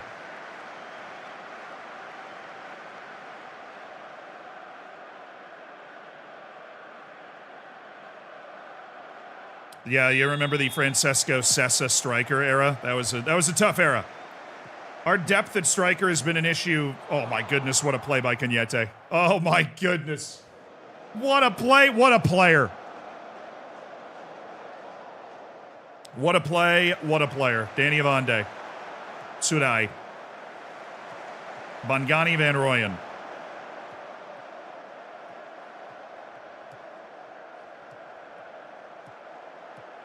Yuri Urbanic, Yanez, Van Rooyen. On to Cañete! Oh, unlucky! Oh, he's so unlucky! It's deflected into the crossbar.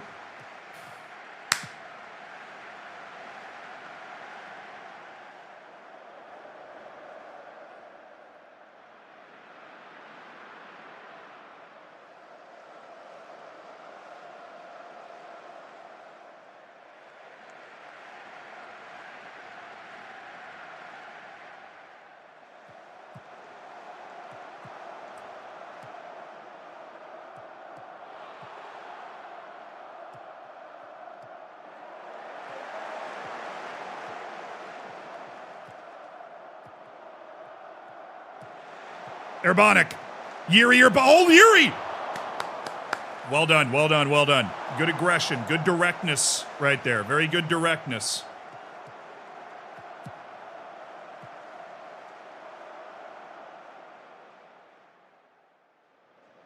Picking the ball up, knifing through the team, getting a shot on goal.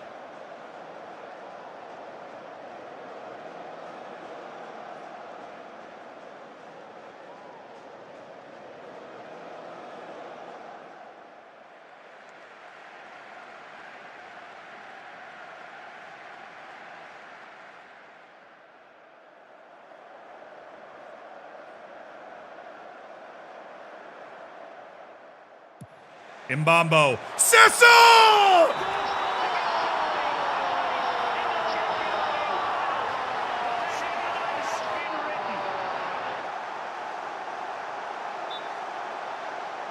Francisco Sessa from Calvin Mbambo.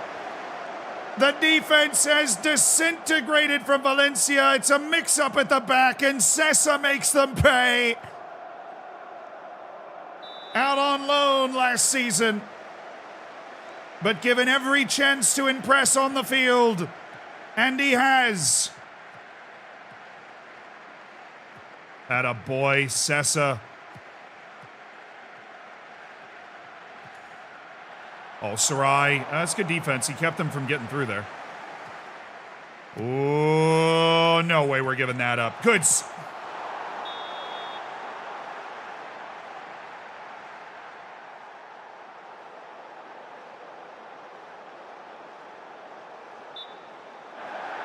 Oh, no, never a doubt. Never a doubt. Never a doubt. Obviously off. Belligerent, flagrant, debaucherous offside here. Not even close. Look at the discipline from the back line there. Look at that step forward by Madu Murcia. It's not his first time on the block.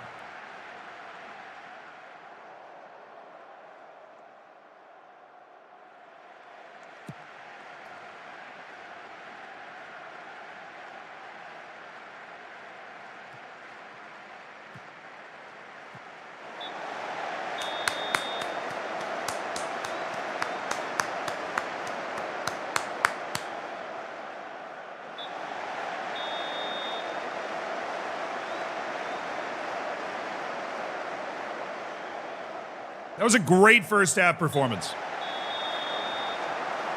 That was a great first half performance. Valencia is a good team. Cañete. Oy. Give me my money back. Give me my money back.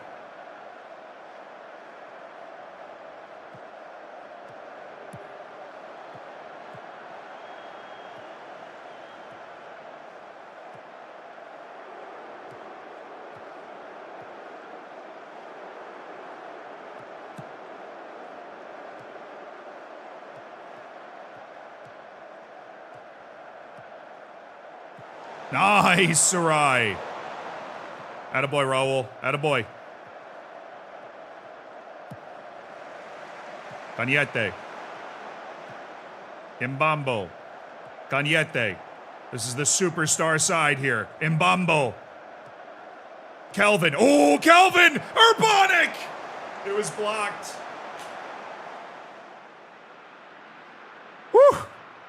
I'm sweating.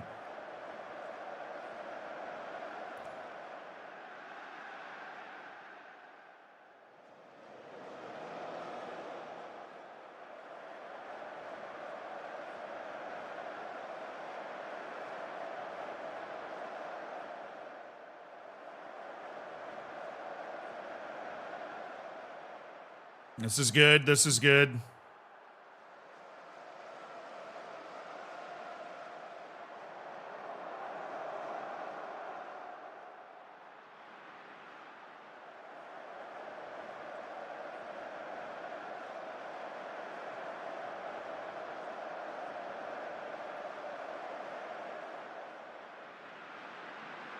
I'm fine with this. Duran, go.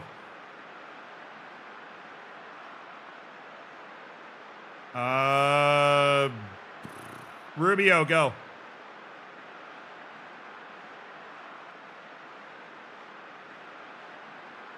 Gerardo. Let's get him out there for the first time. And Pargueñas, get Urbanic.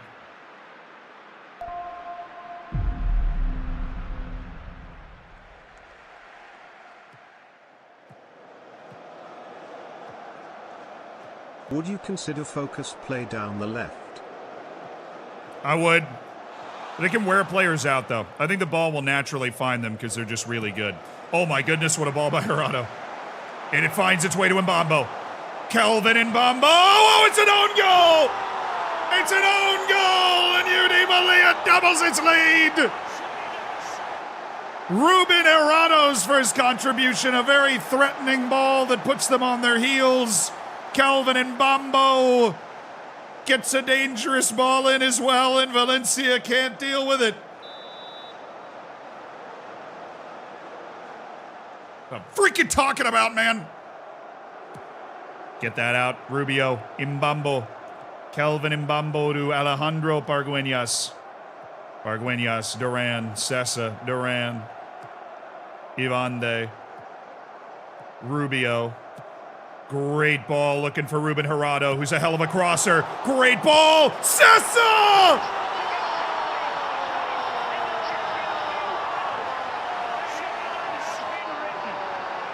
It's Francisco Sessa, the Uruguayan,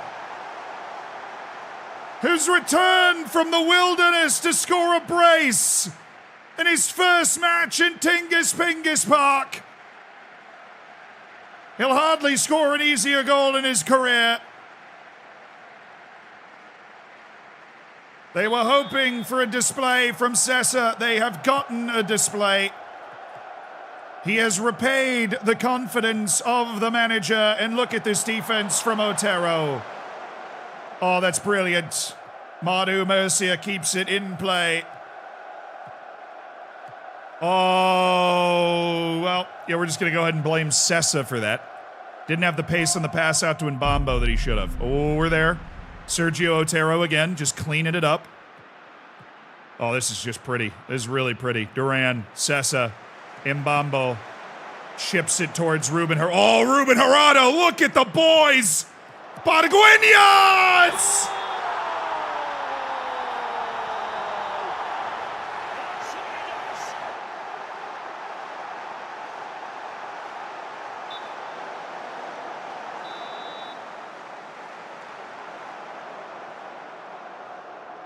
It is sumptuous. Absolutely scintillating from UD Melilla. Unbelievable.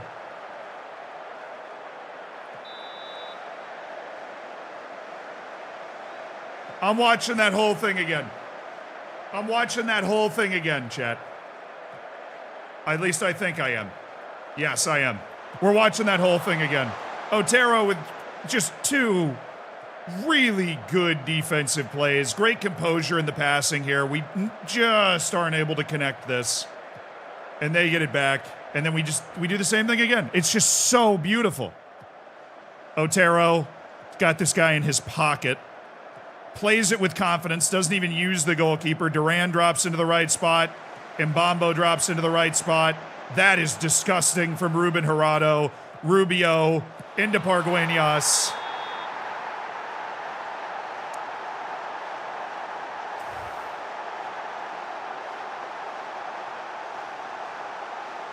I mean, it was sensory overload for me watching that. That was sensory overload. I mean, that's one of the prettiest goals we've ever scored as a club. And 1-0 turns into 4-0 in 5 minutes. And this UD Melilla team might have found an extra gear with the injection of a couple of quality players. Duran, Sessa, Rubio, Sessa, Rubio, Mbambo. Surely not a fifth here for UD Melilla. It's a rapturous performance. Ivande, Madu Murcia from the end line. Pargueñas again. Somebody call the super sub. Alejandro Pargueñas has a brace. It's impossible to keep this man out of the first team. He burst onto the scene from the B team last year. He got a lot of playing time because of Hashemi's injury issues. It's 5-0. Alejandro Pargueñas from Madu Murcia. Yep, that was my first choice, actually. That pass right there, that was my first choice.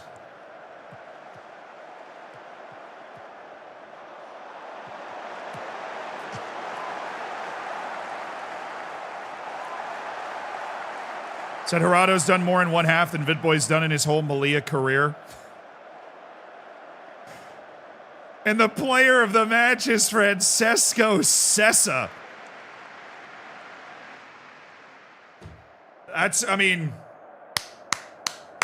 You got to join me for that one, chat. That's unbelievable.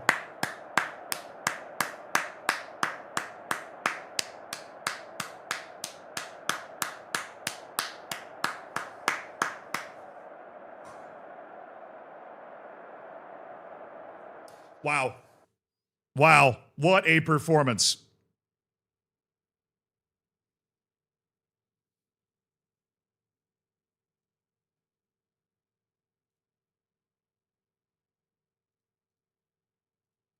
Oh, it's doing this still simulating thing. Stop. Okay, well, this is a glitch with VitBoy here. This is a glitch with the thing that just popped up with VitBoy. It is a straight up glitch. He's going to be upset I offered him out, but if you go look at the screen that I saw when I went to check, it said that he was happy to be offered out. Oh, Brian Farinas is still on a short list? My goodness, I haven't heard that name in many a moon. Unionista want Audrey. All right, now that we've extended his contract. Well, then, there you go. Meanwhile, oh, no, wait. It's not a glitch. Sorry, take all of that back. VitBoy thinks he should be starting more. I won't be able to give you the time, so I'm going to have to sell you. I don't want to leave. I'll work hard and try and take my chance when it comes. All right. I respect that. I mean, VitBoy, I do respect that. I just wish I could reduce his playing time off star player, but it's still there. He just can't move people off that. All right, now I should have an offer out right now where he's kind of already disgruntled. Oh, no. Let me offer him out here. Be very interested in speaking to other clubs. I don't think that's bugged, so we're going to offer him out. We're going to see if anybody's interested. Oh, I have Real Madrid away. Beautiful. Couldn't have dreamed up a better game. All right, Armin Mika, B-team sale. He was a part. The reason I'm applauding is he was a part of 2 promotions. We appreciate. Just kidding. We loaned him out both years. I totally thought we kept him around both years. So never mind. He deserves no applause, and you should give him none. You give him none. He doesn't deserve your applause.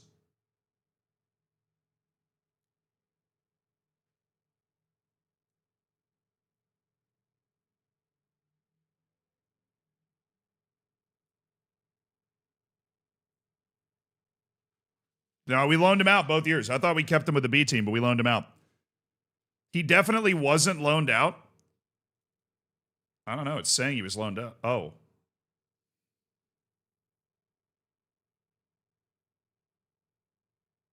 Sorry. My bad. He deserves the applause. He was loaned to the B team, chat. He was loaned to the B team. Z and blind right there. Absolutely, utterly blind. Completely, utterly blind. Overwhelmingly blind.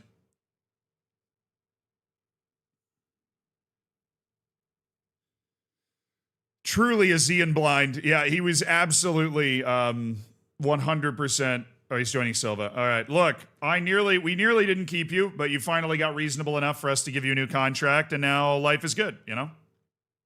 Now life is good. Real Madrid.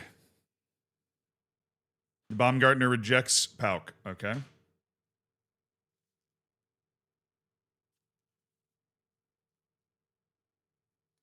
Need to hit some of these lemon heads.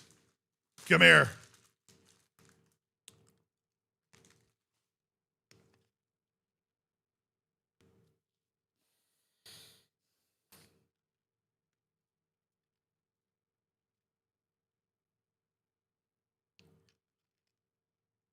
All right. How are you getting worse, man? You're playing second division ball. How does that make any sense?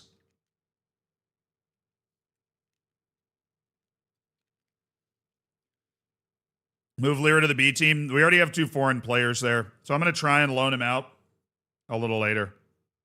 I'm going to basically take one more swing at loaning him out. And if we can't get that figured out, then we will move him to the B team and loan out Kenneth Gonzalez. Who's the kid down there?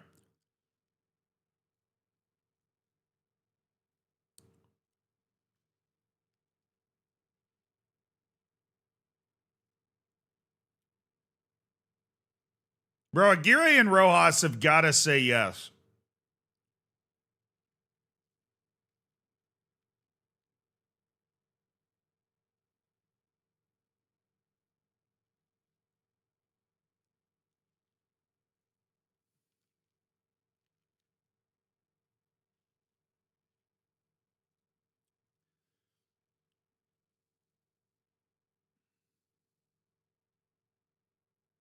Squad player. No, no, no. Ozzier Silva. He's played 3 matches, all off the bench for Melilla B this year. We could loan him to Huesca in the 3rd division.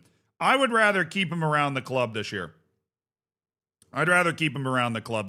Unless we get a better loan offer than that. I'm keeping him. All right, Maxi Araujo signed. Who's this? Marwan Ateya.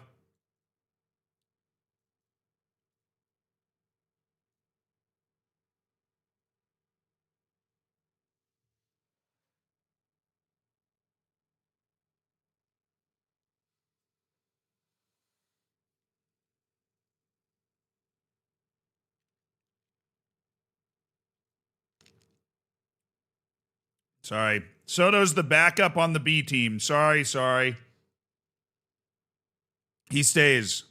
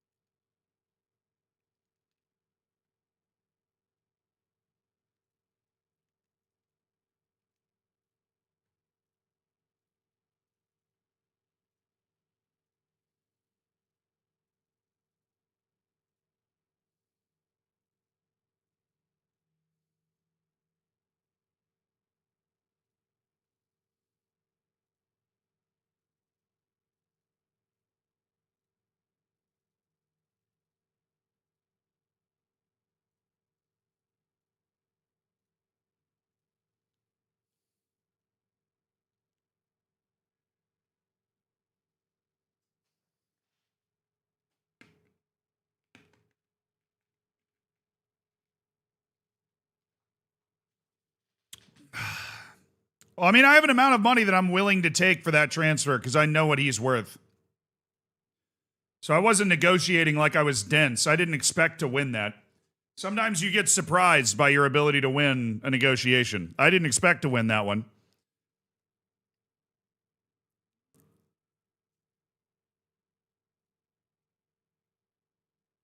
That was just what I was willing to let him go for. I'm not going to get lowball. I'm not going to have my pants lowballed off. Also, what are we doing? We need 6 more months of Greven Rodriguez in Spain, and we can't get a single offer from a team in Spain. But of course, that's an assumption, right? Of course, that is just this bold assumption I'm making. That's all we're going to need. Apparently, you need another 6 months on top of that. All right, I'll drop. If I drop Lira down, we have to drop Lira down. He's not going to play. So we drop Lira down. He goes to the B team. We look at our goalkeepers on the B team. That gives us Lira, Diego, Adrian, Soto. Okay, then we have to go to one of our non-EU players, which is either the left wingback Giancarlo Farfan or one of the midfielders, Kenneth Gonzalez. And we're going to have to try and find a loan for Kenneth Gonzalez in Spain. We're going to keep Farfan with the team. We're going to move Kenneth Gonzalez. We'll have Zabrovsky, Marcos Perez. Juan's not eligible. I think he is, actually. And Pablo Revert that are going to be taking the midfield spots. Kenneth Gonzalez out. So we're not like bad on the midfield.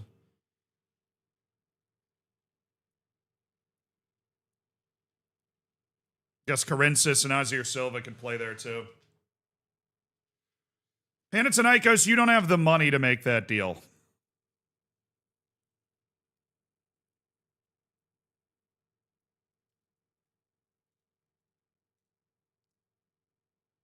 Rafael Araujo. Okay. Araujo is in the U19s. He is offered the opportunity to play in the third division as a regular starter. That's a great offer. Facundo Caro, we need to set his loan status to that. Reject. Adrian Soto. You are now the third string on the B team. Hope that's totally okay, man. All right, just managing my non-EUs on the B team.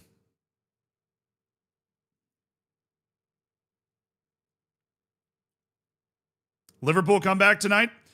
I think there's a better chance than most people would probably think there actually is. Just because PSG is going to be ruining the fact they haven't put it away already. And I think like those types of games sometimes open the door for a team that does have the quality Liverpool has, especially with the strength of Liverpool's home field advantage. Because, make no mistake, Liverpool's home field advantage is legit, right? It's going to be loud in there. There's history of comebacks, recent history of comebacks at Anfield. Very proud, big European club that PSG had the chance to just bury under a snowdrift in the first game that they didn't take. So, yeah, I think Liverpool definitely, what's the chance? 15, 20% chance? I mean, PSG's really good, but they're young, man. A lot of the key players on that PSG team are pretty young.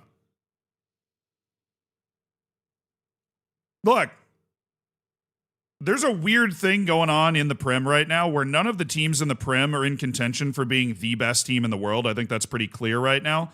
But Premier League teams are sturdy. There's not a lot of holes in the team, right? They play in a more physical style than the teams that they're playing against typically. I'm just saying. I'm putting it at like 15 to 20% that Liverpool is actually able to turn it around. Kosovo does count as EU for our purposes, yeah. Arbner Asani. It'd be great if he wasn't 5'11". Like the real issue with him is that he's 5'11". But I'm not going to lie to you. I think he actually fits our tactics super well. Steady with the ball. Not great, steady with the ball. Very smart. Just turned 21. The price is a little high. But there's a release clause apparently involved that they said is expiring. Oh, it's 20 million. Yeah, I'm not going to pay that. I will move him to the yes list, though. So I appreciate that notification bringing him back to my attention. I will move him to the yes list.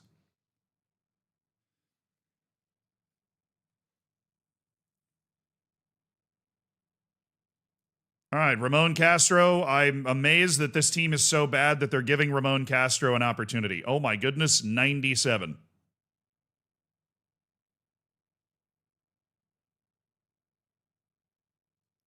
Well, let's see if there's anybody good in it. Santiago Quintana.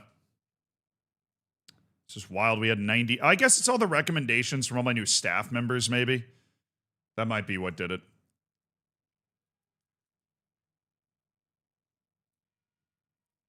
Iugali. I mean, he's on Barcelona. Like, I'm not going to fool myself into thinking that guy's like somebody that I have a chance to sign. All right, this guy is 21 years old with no actual ability. But boy, does he have potential. Boy, does he have potential.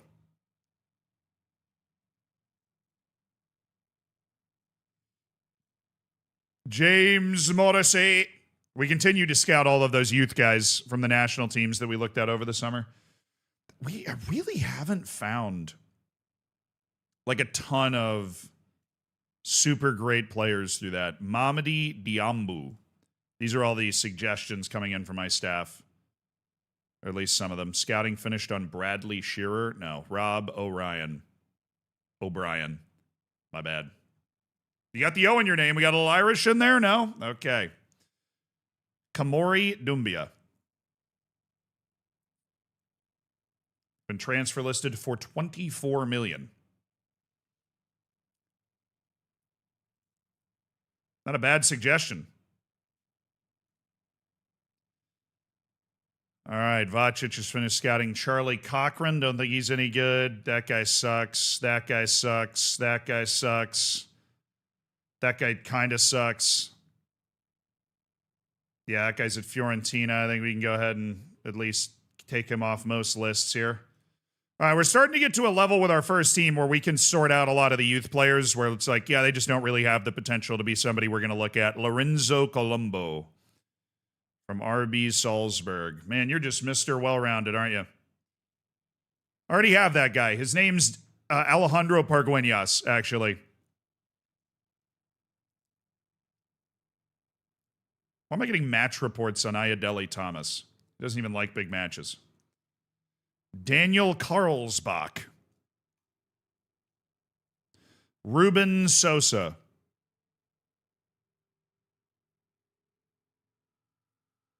Yeah, it's Northern Ireland. Yeah, it's Northern Ireland that's in the UK, and the Republic of Ireland is in the EU. So if they're North Irish, unfortunately, they count as non-EU for me.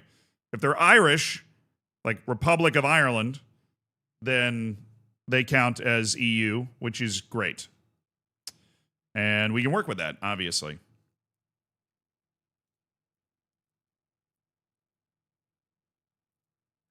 Attila Loyo is okay. I'm not going to throw him on any list, though. Alexandros Kosmidis. That dude is never going to reach his potential, which is a shame. So he actually has some decent potential. Brazilian Armenian?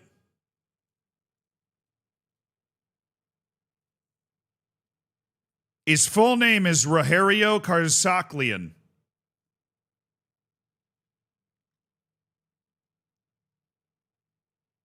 I mean, he's about to turn 20. His asking price is actually pretty low. We're going to put him on the yes list, and we might go for him as a, not a B team signing, but like a young signing. Lo Yan. I love it. He's 16, and when they're that young, I don't really like to already write them off, But you got to show me at least a little something at that age for me to not just instantly write you off. Yal Kubi. Okay, I gotta know. What's the other nationality? Ghanaian. Honestly, Yal Kubi is a sick name. I'm obvious, my name is Zealand. I'm obviously a fan of weird names. He's unambitious, though, so I don't think we're going to put him on any short list. Sean Johnson's the name of a former U.S. national team goalkeeper. Alvaro Martinez. Marius Cernitu. Yeah, I'm a big fan of cool names. Also, every time that comes up, it always blows a bunch of people's minds. So how many people here didn't know that Zealand is my actual first name? Just like to...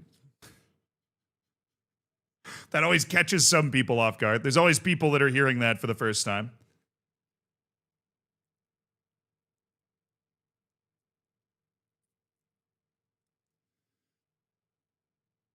My actual name that I have gone through life with. I have always liked it. Always thought it was fun. Always last in line in school. I was even behind the Zacharys, dude.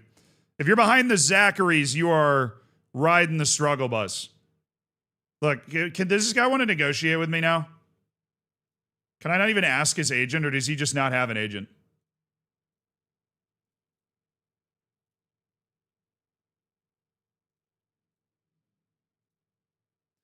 Okay, we gotta come back to that one. Because I want Teo Bilyeshko. I'm making no bones about it. I want Teo Bilyeshko. Positive is you stand out in a crowd. I'm a big fan of the idea of nominal determinism, which is the idea that your name actually has some bearing on the way that your life ends up going. And I think having a unique name, not like a bad unique name where, somebody names their kid Bike Handle or something, right? But I think having like a Zealand works as a name. It does. And having a unique name like that, I think really helps, because it's honestly almost a disadvantage for me because people always remember my name. and I never remember theirs, so I have to deal with that. I'll never remember their name. They always remember my name. It's tough out there.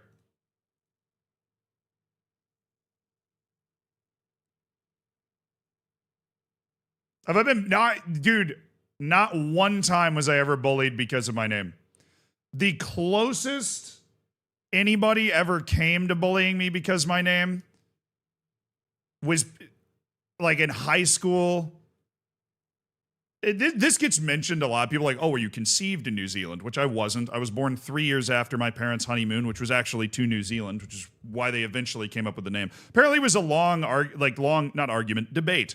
They couldn't decide on a name, and my dad was basically messing with my mom and was like, let's just call him Zealand. And my mom actually loved it. That's the story I've been told anyways. But I was born 3 years later, so like I wasn't conceived in New Zealand or anything. It's not that situation. But I think in high school, somebody was like, oh, like your parents were really going at it in New Zealand.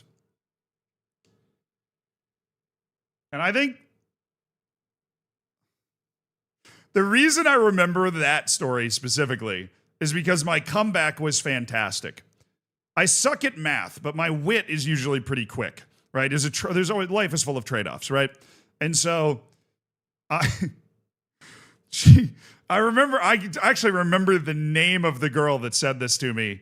I still do, but I think we're still mutuals on like Instagram and stuff, so I don't want to just light her on fire publicly. Because I actually think she's a pretty nice person. I think we were acquaintances all high school. But she kind of said that, like, oh, the whole class was kind of sitting there talking. And I was like, well, it's better than your name. It would be Backseat.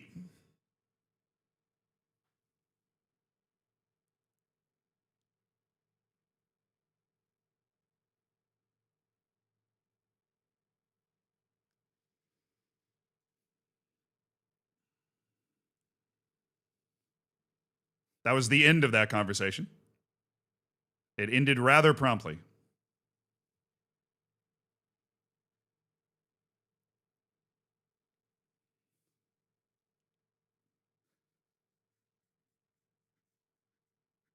That was the end of that conversation. Again, we were still friends. It wasn't something where I was like, actually really just roasting the hell out of somebody. I might sign this guy, chap. I might sign this guy. He's a very good deal. Incredibly talented goalkeeper. Take a look.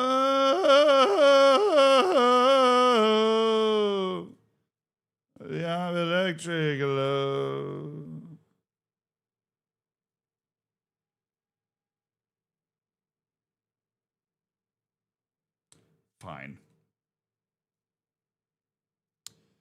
Fine. That dude's a really good goalkeeper for way below the value that he should be at. I also do not want to go. Oh, Nestori! My boy! Oh, he's looking good too. He's got 68 caps already for Australia. Nestori Kunda. And I might. Josh Doig, the best fullback in the world that nobody cares about. He's just unbelievable in the game. Omar Yahia. You're like lightning in a bottle. Jamil Larby. It's definitely not a yes, like, let me jump out of the building to sign him guy, but I'll keep an eye on him.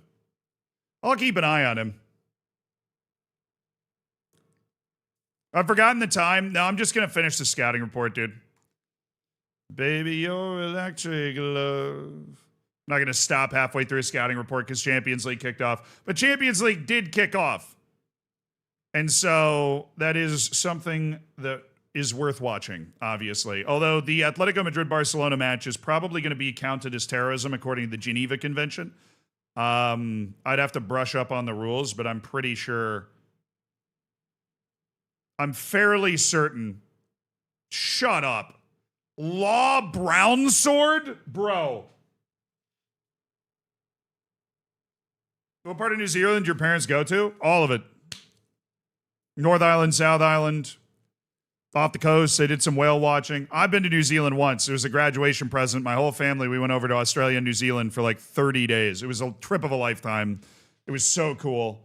Because I'm the oldest, so I just graduated from college. My two brothers had just graduated from high school. So it was like the only time where nobody was going to have work. My parents took off a whole month, and it was like, we're just going to send it. Barca's up 1-0. Never mind. This guy's name is Law Brownsword. That is an instant Wonder Kid list for me. I don't care if he's non-EU. His name is Law Brownsword. Emmanuel Cunningham. He has some EU in here somewhere. Oh, he's very good.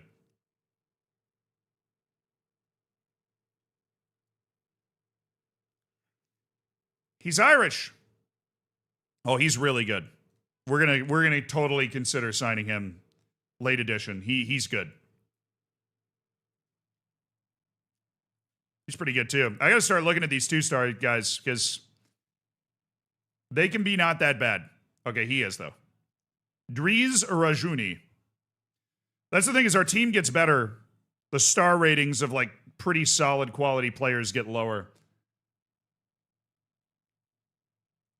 Giampaolo Veronese. No. Romano Panjic. No. Osmar Guardiola.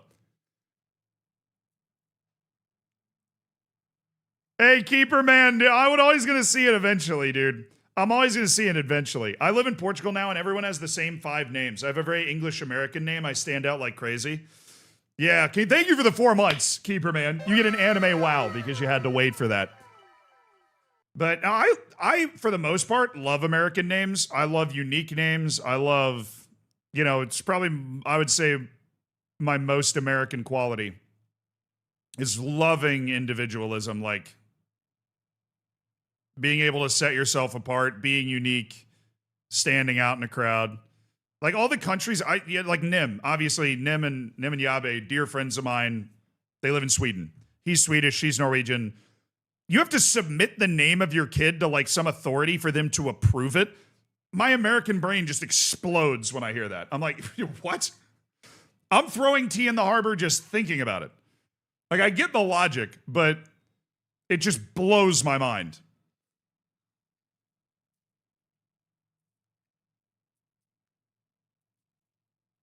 Like there's, approved names and stuff. Just blows my mind. It's a name.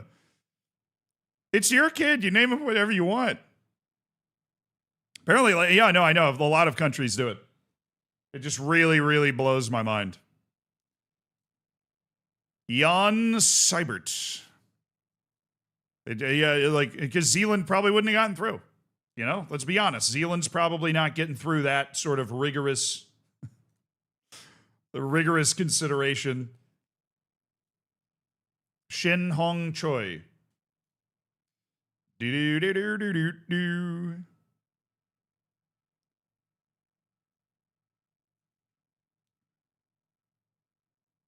My wife's an elementary school teacher in Florida, and the names of the kids are insane. Yeah, but it's great. It just is. It's so the child doesn't get bullied. Children don't get bullied because of their name. They get bullied because they're too short or they're too tall or they smell bad or they have a freckle or a pimple you don't get bullied because of your name. I mean, in very rare cases, I'm sure there's an example of somebody getting bullied because of their name, but that's not even top 25 reasons a kid gets bullied. That's a dumb explanation. I don't know. All right, chat. We've finished our scouting report. We'll pick it up with the offer. I am streaming tomorrow. We got Champions League. Go watch the Champions League when I'm streaming tomorrow. Love you guys. Thank you for hanging around to the end. Enjoy your Champions League. Maybe not in America. I think one of the biggest differences between America and European culture that causes a lot of friction is America is an incredibly individual culture. Aggressively, to the point that it's a problem, individual. And to varying degrees, I think parts of Europe and parts of a lot of the world are not, they're more together. They don't want to stand out as much. That's my observation about Scandinavia as well. We've had this conversation on stream before. Anyways, enjoy the Champions League. Hope you guys have a great one. I'll see you guys tomorrow. See you tomorrow.